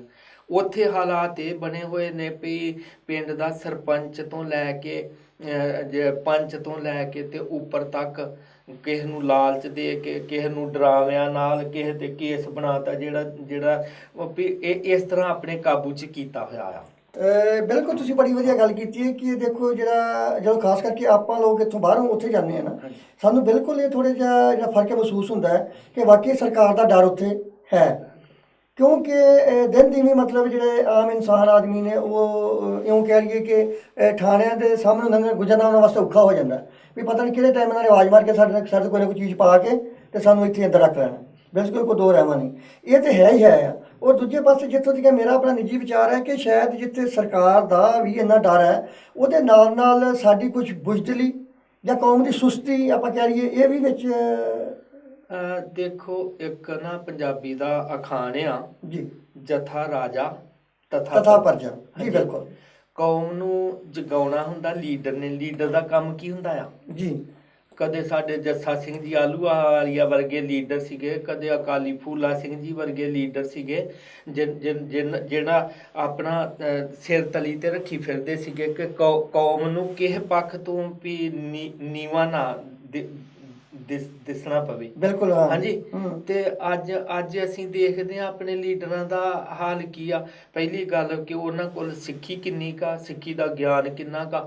ਜੇ ਕੋਈ ਟਾਵਾਂ ਹੈ ਆ ਤੇ ਉਹ ਇੰਨੀ ਘੱਟ ਗਿਣਤੀ ਤੇ ਉਹ ਬੋਲਣ ਜੋਗਾ ਹੀ ਨਹੀਂ ਆ। ਬੋਲਣ ਜੋਗਾ ਨਹੀਂ। ਬਿਲਕੁਲ ਬਿਲਕੁਲ। ਦੇਖੋ ਜਿੱਥੇ ਸਰਕਾਰ ਦਾ ਡਰ ਵੀ ਹੈਗਾ ਉੱਥੇ ਤਾਂ ਆਪਣੀ ਸੁਸਤੀ ਜਾਂ ਲਾਪਰਵਾਹੀ ਜਾਂ ਤੁਸੀਂ ਆਪ ਪੰਜਾਬੀ 'ਚ ਗੱਲ ਕਰ ਲਈਏ ਕਿ ਇੱਕ ਚਾਪਲੂਸੀ ਦਾ ਜ਼ਮਾਨਾ ਹੈ। ਕਿਉਂਕਿ ਇਹਨਾਂ ਨੇ ਜੋ ਲੀਡਰ ਨੇ ਇਹਨਾਂ ਨੇ ਇੱਕ ਜਾਲ ਜਾਂ ਤਾਣਾ ਬਾਣਾ ਹੀ ਐਸੇ ਢੰਗ ਦਾ ਬਣਿਆ ਪਿਆ, ਇੱਕ ਤੋਂ ਦੂਜਾ, ਦੂਜੇ ਤੋਂ ਤੀਜਾ, ਤੀਜੇ ਤੋਂ ਚੌਥਾ। ਉਹ ਇੱਕ ਜਾਲ ਦੇ ਤਰੀਕੇ ਨਾਲ ਕੰਮ ਇੱਕ ਦੂਜੇ ਤੋਂ ਲੈ ਕੇ ਉਹ ਦੂਜਿਆਂ ਨੂੰ ਵੀ ਨਾਲ ਕੀ ਕਹਿੰਦੇ ਵੀ ਜਿਵੇਂ ਕਾਣਾ ਕੀਤਾ ਜਾਂਦਾ, ਇਸ ਹਿਸਾਬ ਨਾਲ ਵੋਟਾਂ ਬਟੋਰਨ ਦੇ ਵਿੱਚ ਕਾਮਯਾਬ ਹੋ ਜਾਂਦੇ ਨੇ। ਉਹ ਜਿਹੜੀ ਅੱਜ ਦੀ ਸਿਆਸਤ ਹੈ ਖਾਸ ਕਰਕੇ ਜਿਹੜੀ ਇਹ ਆਪਾਂ ਇਹ ਛਾਤੀ ਠੋਕ ਕੇ ਕਹਿੰਦੇ ਹਾਂ ਕਿ ਸਾਡੀ ਸਿੱਖਾਂ ਦੀ ਜਿਹੜੀ ਹਮਾਇਤੀ ਪਾਰਟੀ ਹੈ ਅਕਾਲੀ ਪਾਰਟੀ, ਉਹ ਕੀ ਯੋਗਦਾਨ ਪਾ ਰਹੀ ਹੈ ਜਾਂ ਕੀ ਕਹੋਗੇ ਅੱਗੋਂ ਆਉਣ ਵਾਲੇ ਭਵਿੱਖ ਦੇ ਵਿੱਚ ਉਹ ਤੋਂ ਕੀ ਆਸਾਂ ਰੱਖੀਆਂ ਜਾ ਸਕਦੀਆਂ? ਸੱਚ ਗੱਲ ਤੇ ਆ ਵੀ ਆਸ ਤੇ ਕੀ, ਮੈਨੂੰ ਇੱਕ ਗੱਲ ਯਾਦ ਆਉਂਦੀ ਆ 1999 ਤੋਂ ਪਹਿਲਾਂ ਸਾਡੇ ਪਿੰਡ ਆਏ ਸੀਗੇ ਗਿਆਨੀ ਸੋਹਣ ਸਿੰਘ ਜੀ ਸੀਤਲ ਢਾਡੀ। ਠੀਕ ਹੈ ਜੀ, ਬਿਲਕੁਲ। ਹਾਂਜੀ। ਤੇ ਉਹਨਾਂ ਨੇ ਸਟੇਜ ਤੇ ਕਿਹਾ ਸੀ, ਕਹਿੰਦੇ ਵੀ ਮੈਂ ਸੁਣਦਾ ਆ ਵੀ 1999 ਤੱਕ ਸਮੁੱਚੀ ਕੌਮ ਅੰਮ੍ਰਿਤਧਾਰੀ। ਕਹਿੰਦੇ ਮੈਂ ਅਰਦਾਸ ਕਰਦਾ ਵੀ ਜਿੰਨੀ ਹੈਗੀ ਇੰਨੀ ਰਹਿ ਜੇ। ਠੀਕ ਹੈ। ਇਹ ਉਸ ਬੰਦੇ ਦੇ ਵਚਨ ਸੀਗੇ ਜਿਹੜਾ ਕੌਮ ਦਾ ਮਹਾਨ ਢਾਡੀ ਤੇ ਸਾਰੀ ਜ਼ਿੰਦਗੀ ਪ੍ਰਚਾਰ ਕਰਿਆ। ਬਿਲਕੁਲ ਨਤੜਕ ਹੋ ਕੇ ਉਹਨੇ ਬਿਨਾਂ ਕਿਸੇ ਖੌਫ ਦੇ ਵਿੱਚੋਂ ਜਿਹੜੀ ਗੱਲ ਉਹਦੇ ਮਨ ਵਿੱਚ ਆਈ ਹੈ ਸੱਚੀ ਗੱਲ ਉਹਨੇ ਸੋਹਣ ਸਿੰਘ ਸੀਤਲ ਨੇ ਵਾਕਈ ਸਟੇਜ ਤੇ ਮੈਂ ਵੀ ਬਹੁਤ ਸਟੇਜਾਂ ਦੇ ਦੇਖੀਆਂ ਨੇ ਉਹਨਾਂ ਨੇ ਗੱਲ ਕੀਤੀ ਹੈ। ਤੇ ਆਪਾਂ ਕਿਤੇ ਮਹਿਸੂਸ ਇਹ ਵੀ ਕਰਨੇ ਆ ਕਿ ਜਿਹੜੇ ਉਸ ਟਾਈਮ ਤੇ ਜਿਵੇਂ ਤੁਸੀਂ ਗੱਲ ਕੀਤੀ ਹੈ ਸੋਹਣ ਸਿੰਘ ਸੀਤਲ, ਦਇਆ ਸਿੰਘ ਦਿਲਬਰ ਹੋ ਗਏ, ਠੀਕ ਹੈ, ਇਹ ਜਿਹੜਾ ਇਹਨਾਂ ਦਾ ਗਰੁੱਪ ਸੀ ਇਹ ਸਾਰੇ ਤਕਰੀਬਨ ਜਿਹੜਾ ਮੈਂ ਕਹਿੰਦਾ ਵੀ ਬੇਖੌਫ ਹੋ ਕੇ ਸਟੇਜਾਂ ਤੇ ਗੱਲ ਕਰਦਾ ਸੀ।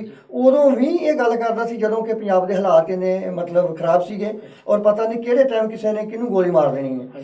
ਕਿ ਉੱਦਾਂ ਦੇ ਪ੍ਰਚਾਰਕ ਪ੍ਰਬੰਧਕ ਸਾਡੇ ਕੋਲ ਕੌਮ ਦੇ ਕੋਲ ਘੱਟ ਨੇ ਜਾਂ ਹੈ ਨਹੀਂ ਜਾਂ ਯੁੱਧ ਨਹੀਂ ਕਰ ਰਹੇ? ਘੱਟ ਨੇ। ਤੇ ਗੱਲ ਇਹ ਆ ਵੀ ਬੰਦਾ ਆਮ ਤੌਰ ਤੇ ਜੇ ਦੇਖਿਆ ਜਾਏ ਤੇ ਪੂਰਾ ਸੱਚ ਜਿਹੜਾ ਆ ਨਾ ਉਦੋਂ ਹੀ ਬੋਲ ਸਕਦਾ ਜਦੋਂ ਉਹਨੂੰ ਪਤਾ ਹੋਏ ਵੀ ਮੇਰੇ ਪਿੱਛੇ ਕੋਈ ਨਾ ਕੋਈ ਤਾਂ ਹੋਊਗਾ।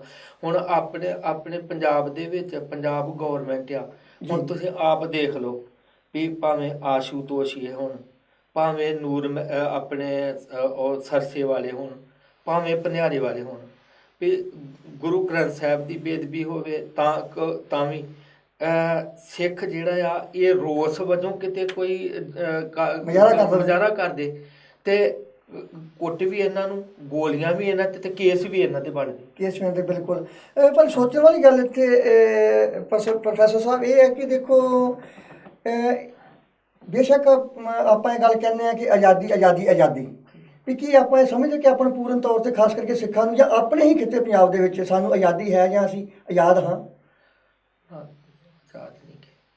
ਤੇ ਇਹ ਜਿਹੜਾ ਮਤਲਬ ਆਪਾਂ ਜਿਵੇਂ ਇਵੇਂ ਕੋਈ ਚੱਲਦਾ ਰਿਹਾ ਜਿਵੇਂ ਕਿ 10ਵੇਂ ਪਾਤਸ਼ਾਹ ਨੇ ਵੀ ਕਿਹਾ ਸੀ ਕਿ ਮੈਨੂੰ ਲੋੜ ਨਹੀਂ ਲੱਖਾਂ ਬਟੇਰਿਆਂ ਦੀ, ਮੈਨੂੰ ਲੋੜ ਹੈ ਇੱਕੋ ਹੀ ਸ਼ੇਰ ਦੀ ਅੱਜ, ਮੈਨੂੰ ਲੋੜ ਹੈ ਅਣਖ ਦਾ ਇੱਕੋ ਕਿਣਕਾ, ਮੈਨੂੰ ਲੋੜ ਨਹੀਂ ਖਾਕ ਦੇ ਢੇਰ ਦੀ ਅੱਜ।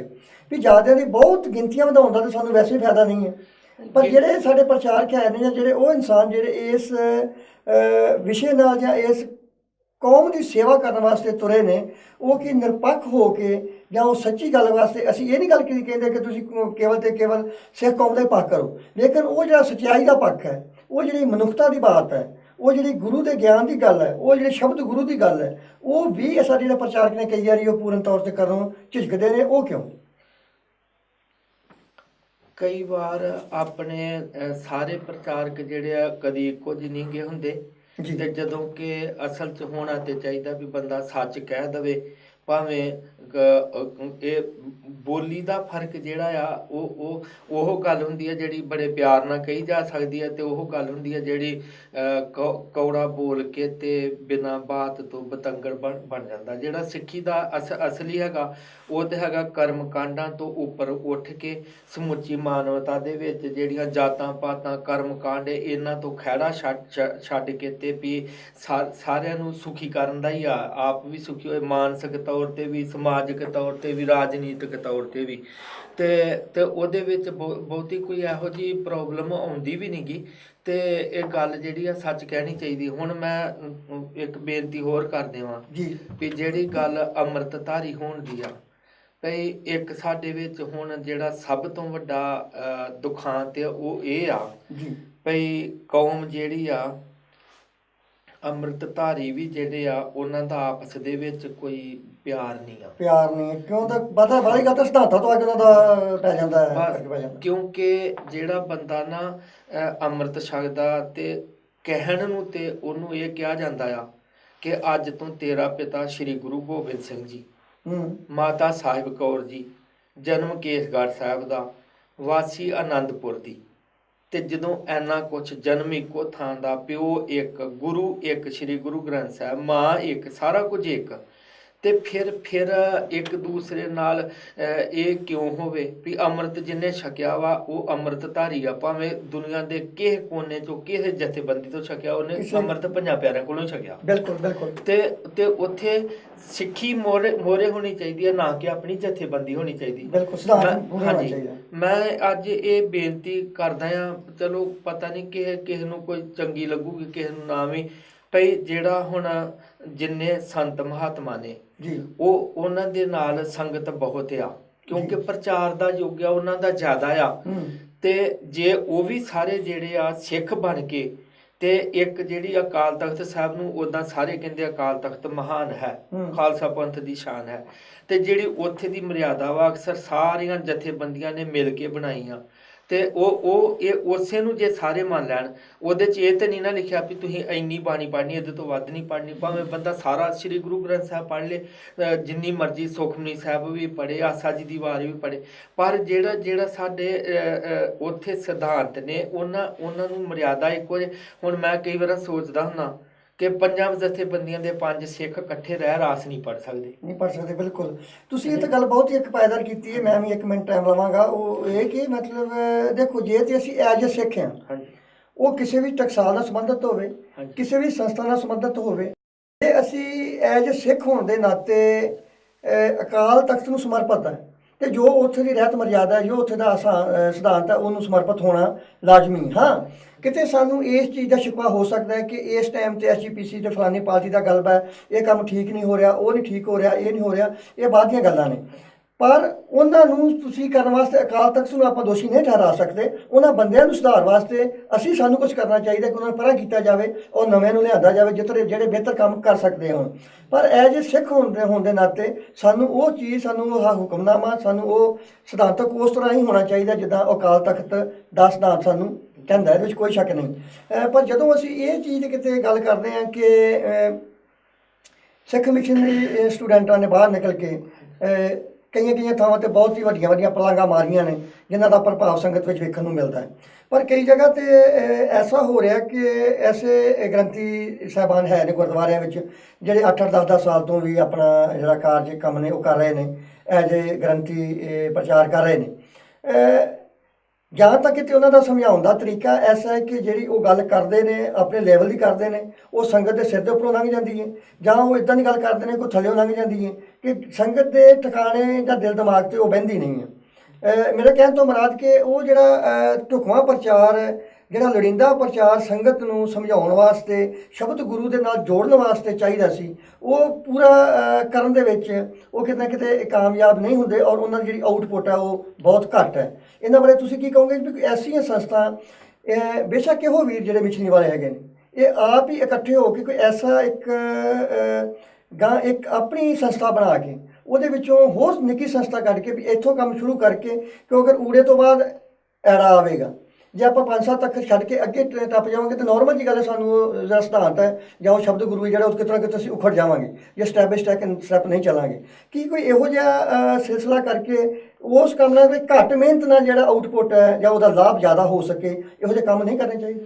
ਕਰਨੇ ਚਾਹੀਦੇ ਆ। ਕੌਮ ਦਾ ਭਲਾਈ ਉਦੋਂ ਹੋਣਾ ਆ ਜਦੋਂ ਸਾਰੇ ਹੀ, ਹਰ ਸਿੱਖ ਜਿਹੜਾ ਆ ਉਹ ਭਾਵੇਂ ਕਿਸੇ ਜਥੇਬੰਦੀ ਨਾਲ ਜੁੜਿਆ ਹੋਇਆ ਆਪਸੀ ਨਫ਼ਰਤ ਨੂੰ ਮਿਟਾ ਕੇ ਤੇ ਜਿਹੜੇ ਘੱਟੋ ਘੱਟ ਸਿੱਖੀ ਦੇ ਮੁੱਢਲੇ ਸਿਧਾਂਤ ਨੇ ਉੱਥੇ ਤੇ ਸਭ ਦੀ ਏਕਤਾ ਆ।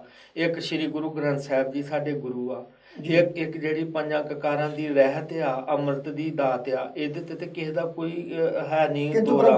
ਹਾਂਜੀ, ਤੇ ਜਿਹੜੀਆਂ ਬਾਕੀ ਗੱਲਾਂ ਨੇ ਉਹ ਬਹੁਤੀਆਂ ਮਾਇਨਾ ਨਹੀਂ ਰੱਖਦੀਆਂ, ਉਹਨਾਂ ਨੂੰ ਇਗਨੋਰ ਕਰ ਦੇਣਾ ਚਾਹੀਦਾ। ਤੇ ਸਗੋਂ ਹੁੰਦਾ ਇਹ ਆ ਵੀ ਮੇਨ ਗੱਲਾਂ ਦੀ ਬਹੁਤੀ ਗੱਲ ਨਹੀਂ ਕੀਤੀ ਜਾਂਦੀ ਤੇ ਜਿਹੜੀਆਂ ਉਹ ਫਜ਼ੂਲ ਦੀਆਂ ਗੱਲਾਂ ਵਿੱਚ ਆ ਗਈਆਂ ਸਾਡੇ ਆਲੇ ਦੁਆਲਿਓਂ ਤੇ ਉਹਨਾਂ ਤੇ ਜ਼ਿਆਦਾ ਜ਼ੋਰ ਦਿੱਤਾ ਜਾਂਦਾ ਆ। ਲਿਬਾਸ ਆ, ਇਹਦੇ ਨਾਲ ਕੀ ਫਰਕ ਪੈਂਦਾ ਆ? ਕੋਈ ਕਾਲੇ ਪਾ ਲੇ, ਕੋਈ ਚਿੱਟੇ ਪਾ ਲੇ, ਕੋਈ ਲੰਬੇ ਪਾ ਲੇ, ਕੋਈ ਛੋਟੇ ਪਾ ਲਵੇ, ਪਰ ਸਾਡੀ ਵਰਦੀ ਤੇ 5 ਕਕਾਰਾਂ ਦੀ ਆ ਨਾ ਸਿੱਖ ਦੀ। ਬਿਲਕੁਲ, ਤੁਸੀਂ ਬਹੁਤ ਹੀ ਇੱਕ ਪਾਇਦਾਰ ਗੱਲ ਕੀਤੀ ਹੈ ਕਿ ਦੇਖੋ ਜਿਹੜੇ ਨਿੱਕੀਆਂ ਨਿੱਕੀਆਂ ਗੱਲਾਂ ਨੇ, ਜਿਵੇਂ ਮੂਲ ਮੰਤਰ ਛੋਟਾ ਕਰ ਲਓ, ਵੱਡਾ ਕਰ ਲਓ, ਬਾਣੀਆਂ 5 ਪੜ੍ਹ ਲਓ, 3 ਪੜ੍ਹ ਲਓ, ਜਿੰਨੀ ਵੱਧ ਤੋਂ ਵੱਧ ਬਾਣੀ ਪੜ੍ਹ ਜਾਂਦੀ ਪੜ੍ਹੋ ਤੁਸੀਂ, ਲੇਕਿਨ ਜ਼ਿਆਦਾ ਇਹਦੇ ਤੇ ਇਹ ਨਾ ਕਰੋ ਵੀ ਫਲਾਨੀ ਟਕਸਾਲ ਵਾਲੇ ਨੇ ਐ ਕਰਦੇ ਨੇ, ਉਹ ਕਰਦੇ ਨੇ। ਇਹ ਸ਼ਾਇਦ ਜਿਹੜੀਆਂ ਛੋਟੀਆਂ ਛੋਟੀਆਂ ਚੀਜ਼ਾਂ ਨੇ, ਇਹਨਾਂ ਤੋਂ ਇਕਜੁੱਟ ਹੋ ਕੇ ਤੇ ਕੋਈ ਨਾ ਕੋਈ ਬੇਸ਼ੱਕ ਉਹ ਅਕਾਲ ਤਖਤ ਤੋਂ ਹੀ ਇਹੋ ਜਿਹਾ ਜਿਹੜਾ ਫੈਸਲਾ ਲਿਆ ਜਾਣਾ ਚਾਹੀਦਾ ਕਿ ਜਿਹੜੀਆਂ ਨਿੱਕੀਆਂ ਨਿੱਕੀਆਂ ਚੀਜ਼ਾਂ ਨੇ ਇਹ ਤੋਂ ਵਿਵਾਦ ਜ਼ਿਆਦਾ ਪੈਦਾ ਨਾ ਹੋਵੇ, ਇਹਨਾਂ ਨੂੰ ਕਲੀਅਰ ਕੀਤਾ ਜਾਵੇ। ਔਰ ਤੁਸੀਂ ਕੀ ਮਹਿਸੂਸ ਕਰਦੇ ਆ ਕਿ ਯੂਰਪ ਵਿੱਚ ਰਹਿੰਦੇ ਆ ਜਾਂ ਬਾਹਰਲੀ ਦੁਨੀਆ ਦੇ ਵਿੱਚ ਰਹਿੰਦੇ ਆ, ਇਹ ਜਿਹੜਾ ਮਿਲ ਬੈਠ ਕੇ ਗੱਲ ਨੂੰ ਸੁਲਝਾ ਲੈਣ ਦੀ ਭਾਵਨਾ ਹੈ, ਜੇ ਅਗਰ ਸਾਡੇ ਬਾਹਰ ਬੈਠੇ ਲੋਕਾਂ ਦੇ ਵਿੱਚ ਥੋੜੀ ਜ਼ਿਆਦਾ ਮਹਿਸੂਸ ਕਰਨੇ ਆ ਕਿ ਜਾਂ ਪੰਜਾਬ ਵਿੱਚ ਜਿਹੜੇ ਬੈਠੇ ਨੇ ਉਹਨਾਂ ਨੂੰ ਜ਼ਿਆਦਾ ਤਰਕਸ਼ੀਲ ਸਮਝਦੇ ਆ? ਮੇਰੇ ਖਿਆਲ 'ਚ ਬਾਹਰ ਜਿਹੜਾ ਨਾ ਥੋੜੀ ਜਿਹੀ ਜ਼ਿਆਦਾ ਹੈਗੀ ਆ। ਇੱਕ ਤੇ ਲੋਕ ਪੜ੍ਹੇ ਲਿਖੇ ਆ, ਇੱਕ ਥੋੜਾ ਜਾਣਕਾਰੀ ਵੀ ਰੱਖਦੇ ਆ। ਪਿੰਡਾਂ ਦੇ ਵਿੱਚ ਤੇ ਧਨਿਆਂ ਦੇ ਨਾਲ ਲੋਕ ਜ਼ਿਆਦਾ ਜੁੜੇ ਹੋਏ ਆ। ਬਿਲਕੁਲ ਬਿਲਕੁਲ, ਭਾਵੇਂ ਬਾਹਰ ਵੀ ਉਹਨਾਂ ਦਾ ਅਸਰ ਹੈਗਾ, ਪਰ ਪਿੰਡਾਂ ਦੇ ਵਿੱਚ ਜ਼ਿਆਦਾ ਉਹਨਾਂ ਗੱਲਾਂ ਦਾ ਧਾਰਮਿਕ ਤੌਰ ਤੇ ਬਹੁਤੀ ਜਿਹੜੀ ਚੇਤਨਤਾ ਹੈ ਨਹੀਂ ਗੀ। ਬਿਲਕੁਲ, ਗੁਰਬਾਣੀ ਨਾਲ ਜਿਹੜੀ ਗੁਰਬਾਣੀ ਦੀ ਸੋਝੀ ਜਾਂ ਗੁਰਬਾਣੀ ਦੀ ਰੋਸ਼ਨੀ ਦੇ ਵਿੱਚ ਰਹਿ ਕੇ ਅਸੀਂ ਜਿਹੜੇ ਫੈਸਲੇ ਘੱਟ ਕਰਨੇ ਆ, ਆਪਣੀ ਪਾਰਟੀਬਾਜ਼ੀ ਜਾਂ ਧੜੇਬਾਜ਼ੀ ਦੇ ਪਿੱਛੇ ਲੱਗ ਕੇ ਅਸੀਂ ਉਹ ਜਿਹੜੇ ਉਹ ਕਈ ਵਾਰ ਬਹੁਤ ਜ਼ਿਆਦਾ ਗਲਤ ਕੰਮ ਕਰ ਲੈਂਦੇ ਆ। ਸੋ ਆਪਣਾ ਟਾਈਮ ਵੀ ਬਹੁਤ ਲਾਗੇ ਨਿਕਲਦਾ ਜਾ ਰਿਹਾ, ਹੁੰਦਾ ਜਾ ਰਿਹਾ। ਔਰ ਨਾਲ ਹੀ ਹੁਣ ਅਖੀਰ ਵਿੱਚ ਤੁਸੀਂ ਇਹ ਗੱਲ ਕਰੋ ਕਿ ਆਸਟ੍ਰੇਲੀਆ ਦੇ ਵਿੱਚ ਜਿਹੜਾ ਸਾਡੀ ਕੌਮ ਦਾ ਜਾਂ ਗੁਰੂ ਨਾਨਕ ਨਾਮਲੇਵਾ ਦਾ, ਗੁਰੂ ਨਾਨਕ ਦਾ ਜਿਹੜਾ ਸਿਧਾਂਤ ਹੈ, ਉੱਥੇ ਜਿਹੜੀ ਸਾਡੀ ਸਿੱਖ ਕੌਮ ਹੈ ਉਹ ਕਿੰਨੀ ਜਾਗਰੂਕ ਹੈ? ਆਸਟ੍ਰੇਲੀਆ ਦੇ ਵਿੱਚ ਵੈਸੇ ਤੇ ਸਮਾਗਮ ਹੁੰਦੇ ਰਹਿੰਦੇ ਆ, ਕਦੇ ਕੀਰਤਨ ਦੇ ਹੁੰਦੇ ਆ, ਕਦੇ ਬਾਹਰੋਂ ਪ੍ਰਚਾਰਕ ਵੀ ਆਉਂਦੇ ਰਹਿੰਦੇ। ਗੁਰਦੁਆਰਿਆਂ ਦੇ ਵਿੱਚ ਵੀ ਖੂਬ ਰੌਣਕਾਂ ਹੁੰਦੀਆਂ। ਐਤਵਾਰ ਤੇ ਬੁੱਧਵਾਰ ਤਕਰੀਬਨ ਸਾਰੇ ਗੁਰਦੁਆਰਿਆਂ ਦੇ ਵਿੱਚ ਹੀ ਉੱਥੇ ਚੱਲਦੇ ਆ ਇਹ ਪ੍ਰੋਗਰਾਮ। ਤੇ ਪਰ ਜਿਹੜੀ ਜਾਗਰਤੀ, ਜਦੋਂ ਮੈਨੂੰ ਕੋਈ ਪੁੱਛਦਾ ਆ ਨਾ ਜੀ, ਮੈਂ ਸਿੱਧੀ ਜੀ ਗੱਲ ਇੱਕੋ ਕਹਿ ਦਿੰਦਾ ਵਾਂ ਵੀ ਕੋਈ ਬਹੁਤਾ ਫਰਕ ਨਹੀਂਗਾ ਵੀ ਜਿਹੋ ਜਿਹਾ ਪੰਜਾਬ 'ਚ ਆ ਉਹੋ ਜਿਹਾ ਹੀ ਬਾਹਰ ਆ, ਕਿਉਂਕਿ ਉੱਥੋਂ ਹੀ ਸਾਰੇ ਲੋਕ ਆਏ ਤੇ ਸਾਰੇ ਤਰ੍ਹਾਂ ਦੇ ਆਏ ਹੋਏ ਆ। ਠੀਕ ਹੈ। ਹਾਂਜੀ। ਤੇ ਅਖੀਰ ਦੇ ਵਿੱਚ ਤੁਸੀਂ ਭਾਈ ਸਾਹਿਬ ਜੀ ਵੀ ਅਦਾਰਾ ਮੀਡੀਆ ਪੰਜਾਬ ਟੀਵੀ ਦੇ ਥਰੂ ਆਪਣੀ ਜ਼ਿੰਦਗੀ ਦਾ ਜਿਹੜਾ ਤੁਹਾਡਾ ਅਗਲਾ ਪੜਾਅ ਹੈ ਜਾਂ ਤੁਹਾਡੀ ਜਿਹੜੀ ਮਨ ਦੀ ਭਾਵਨਾ ਹੈ, ਉਹ ਆਪਣੀ ਕੌਮ ਵਾਸਤੇ ਤੁਸੀਂ ਕੀ ਕਰਨਾ ਚਾਹੁੰਦੇ ਹੋ? ਮੈਂ ਬੜਾ ਮਾਮੂਲੀ ਜਿਹਾ ਬੰਦਾ ਆ, ਪਰ ਮੈਂ ਜਿੰਨਾ ਕੁ ਹੁਣ ਸੋਚਿਆ ਵੀ ਮੈਂ ਕੋਸ਼ਿਸ਼ ਕਰੂੰਗਾ ਅਗਲੇ 2-4 ਸਾਲਾਂ ਤੱਕ ਵੀ ਮੈਂ ਆਪਣਾ ਜਿਹੜਾ ਆ, ਜੇ ਬਹੁਤਾ ਨਹੀਂ ਤੇ 6 ਮਹੀਨੇ ਮੈਂ ਜਿਹੜਾ ਉੱਥੇ ਆਪਣੇ ਵਿਦਿਆਲੇ ਨੂੰ ਦੇਵਾਂਗਾ। ਕਿਉਂਕਿ ਇੱਕ ਵਾਰੀ ਗਿਆਨੀ ਸੋਹਣ ਸਿੰਘ ਜੀ ਸੀਤਲ ਜੀ ਦੇ ਨਾਲ ਹੀ ਗੱਲ ਹੋਈ, ਮੈਨੂੰ ਕਹਿੰਦੇ ਪੁੱਤਰ ਕੀ ਕੰਮ ਕਰਦਾ ਆ? ਮੈਂ ਕਿਹਾ ਜੀ ਮੈਂ ਇੱਦਾਂ ਵਿਦਿਆਲੇ 'ਚ ਪੜ੍ਹਾਉਂਦਾ ਆ। ਤੇ ਮੈਨੂੰ ਕਹਿੰਦੇ ਵੀ ਇਹਦੇ ਤੋਂ ਵਧੀਆ ਕੰਮ ਹੋਰ ਕੋਈ ਨਹੀਂ।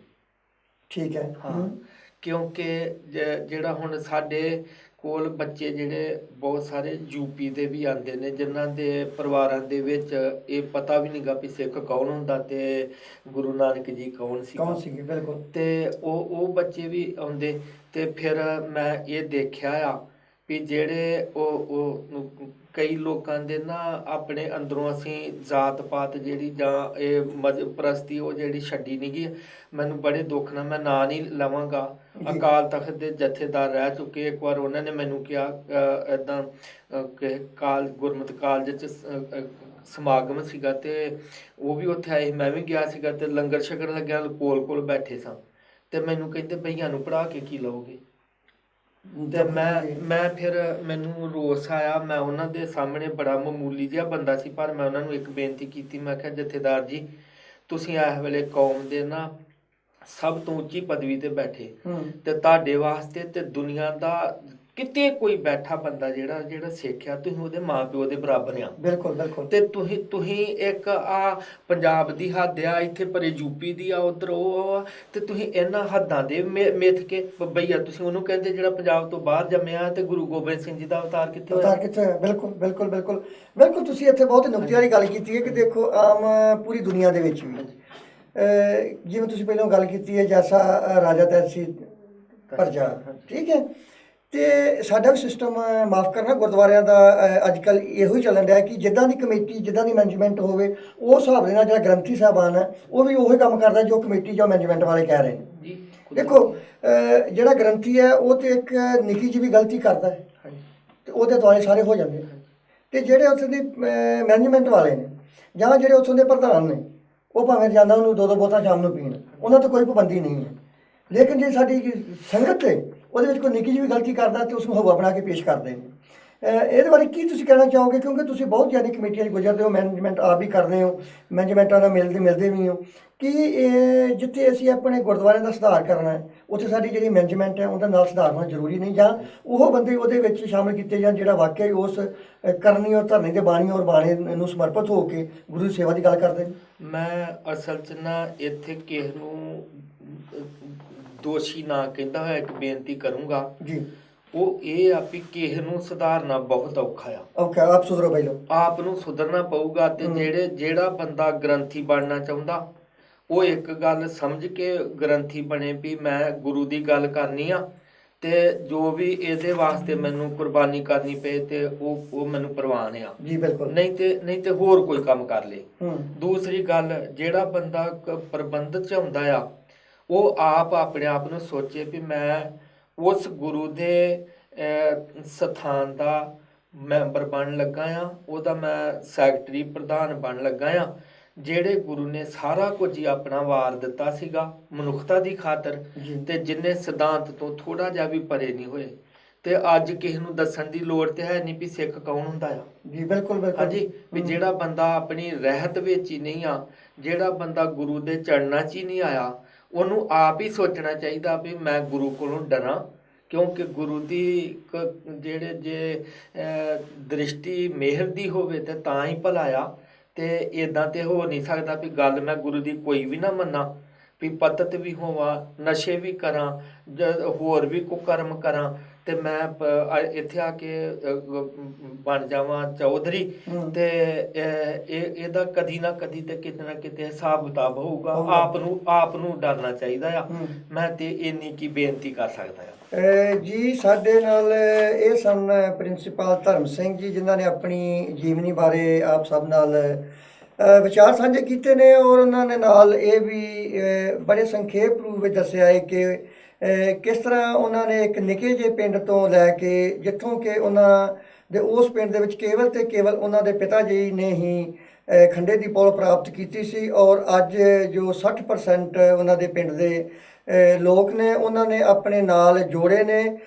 ਮੇਰੇ ਕਹਿਣ ਤੋਂ ਮੁਰਾਦ ਕਿ ਉਹਨਾਂ ਨੇ ਛੋਟੇ ਜਿਹੇ ਪਿੰਡ ਤੋਂ ਆਪਣੀ ਪ੍ਰਾਇਮਰੀ ਪਾਸ ਕਰਕੇ ਵਿੱਦਿਆ ਹਾਸਲ ਕਰਕੇ ਸਿੱਖ ਮਿਸ਼ਨਰੀ ਕਾਲਜ ਨੂੰ ਸਮਰਪਿਤ ਹੋ ਕੇ ਸਿੱਖੀ ਦਾ ਗਿਆਨ ਪ੍ਰਾਪਤ ਕਰਕੇ ਗੁਰੂ ਦੀ ਰੋਸ਼ਨੀ ਦੇ ਅੰਦਰ ਰਹਿ ਕੇ, ਗੁਰਬਾਣੀ ਦੀ ਰੋਸ਼ਨੀ ਅੰਦਰ ਰਹਿ ਕੇ, ਜਿੱਥੇ ਉਹਨਾਂ ਨੇ ਪੰਜਾਬ ਦੇ ਵਿੱਚ ਰਹਿ ਕੇ ਲੋਕਾਂ ਦੀ ਲੋਕਾਈ ਦੀ ਸੇਵਾ ਕੀਤੀ ਹੈ, ਉੱਥੇ ਆਸਟ੍ਰੇਲੀਆ ਵਿੱਚ ਵੀ ਕਰ ਰਹੇ ਨੇ, ਔਰ ਅੱਜ ਵੀ ਉਹ ਜਿਹੜੀ ਆਪਣੀ ਵਿਦਿਆਲਿਆ ਹੈ, ਗੁਰਮਤ ਵਿਦਿਆਲਿਆ ਹੈ, ਉਹਨੂੰ ਚਲਾ ਰਹੇ ਨੇ। ਉਹ ਜਿੰਨਾ ਉਹਨਾਂ ਕੋਲ ਯੋਗਦਾਨ ਜਿਹੜੇ ਪਾਸਿਓਂ ਵੀ ਟਾਈਮ ਦੇ ਹਿਸਾਬ ਨਾਲ ਆਰਥਿਕ ਪੱਖੋਂ ਕਿਸੇ ਵੀ ਤਰੀਕੇ ਨਾਲ ਜਿੱਦਾਂ ਵੀ ਉਹਨਾਂ ਕੋਲ ਮਦਦ ਕੀਤੀ ਜਾਂਦੀ ਉਸ ਦੀ ਉਹ ਕਰ ਰਹੇ ਨੇ। ਔਰ ਉਹਨਾਂ ਦੀਆਂ ਜਿਹੜੀਆਂ ਜੀਵਨ ਦੀਆਂ ਬੁਲੰਦੀਆਂ ਨੇ ਉਹ ਆਪਣੇ ਤੁਸੀਂ ਉਹਨਾਂ ਦੀ ਜ਼ੁਬਾਨੀ ਸੁਣ ਲਈਆਂ ਨੇ ਕਿ ਉਹ ਅੱਗੋਂ ਵੀ ਕੀ ਕਰਨਾ ਚਾਹੁੰਦੇ ਨੇ। ਔਰ ਨਾਲ ਉਹਨਾਂ ਨੇ ਇਹ ਵੀ ਬੇਨਤੀ ਕੀਤੀ ਹੈ ਕਿ ਅਗਰ ਜੇ ਕਿਸੇ ਨੇ ਗੁਰੂ ਗ੍ਰੰਥ ਸਾਹਿਬ ਨੂੰ ਸਮਰਪਿਤ ਹੋ ਕੇ ਗੁਰੂ ਦੀ ਸੇਵਾ ਦੀ ਗੱਲ ਕਰਨੀ ਹੈ ਤਾਂ ਉਹਨੂੰ ਸਭ ਤੋਂ ਪਹਿਲਾਂ ਕਿਸੇ ਨੂੰ ਕਹਿਣ ਤੋਂ ਪਹਿਲਾਂ ਆਪਣਾ ਆਪ ਸੁਧਾਰਨਾ ਪਵੇਗਾ। ਔਰ ਆਓ ਇਹਨਾਂ ਕੋਲ ਜਿੱਥੇ ਸਾਰੀਆਂ ਵਿਚਾਰਾਂ ਇਹਨਾਂ ਦੀਆਂ ਜ਼ਿੰਦਗੀ ਦੀਆਂ ਸੁਣੀਆਂ ਨੇ, ਇਹਨਾਂ ਦੀ ਉਸ ਜ਼ਿੰਦਗੀ ਤੋਂ ਕਿ ਇੱਕ ਸਧਾਰਨ ਪਰਿਵਾਰ ਵਿੱਚੋਂ ਉੱਠ ਕੇ ਉਹਨਾਂ ਨੇ ਇਸ ਮਕਾਮ 'ਤੇ ਪੁੱਜ ਕੇ ਜ਼ਿੰਦਗੀ ਜੀਵੀ ਔਰ ਦੂਜਿਆਂ ਨੂੰ ਜੀਣ ਦਾ ਜਿਹੜਾ ਰਸਤਾ ਹੈ ਉਹ ਵੀ ਦੱਸਿਆ। ਉਹਨਾਂ ਕੋਲ ਸਿੱਖੀਏ ਤੇ ਲਓ ਹੋਈਆਂ ਭੁੱਲਾਂ ਦੀ ਇਹ ਖਿਮਾ। ਹੋ ਸਕਦਾ ਬੋਲਦਿਆਂ ਕਿਸੇ ਦੇ ਸ਼ਾਨ ਮਤਲਬ ਕੋਈ ਗੱਲ ਕਹੀ ਗਈ ਹੋਵੇ ਤੇ ਦਾਸ ਮੈਂ ਜਸਬੀਰ ਸਿੰਘ ਤੇਜਸਵੀ ਔਰ ਪ੍ਰਿੰਸੀਪਲ ਧਰਮ ਸਿੰਘ ਜੀ ਖਿਮਾ ਤੇ ਜਾ ਚੁੱਕਿਆ ਜੀ। ਬੁਲਾਓ ਜੀ ਫਤਿਹ। ਵਾਹਿਗੁਰੂ ਜੀ ਕਾ ਖਾਲਸਾ, ਵਾਹਿਗੁਰੂ ਜੀ ਕੀ ਫਤਿਹ।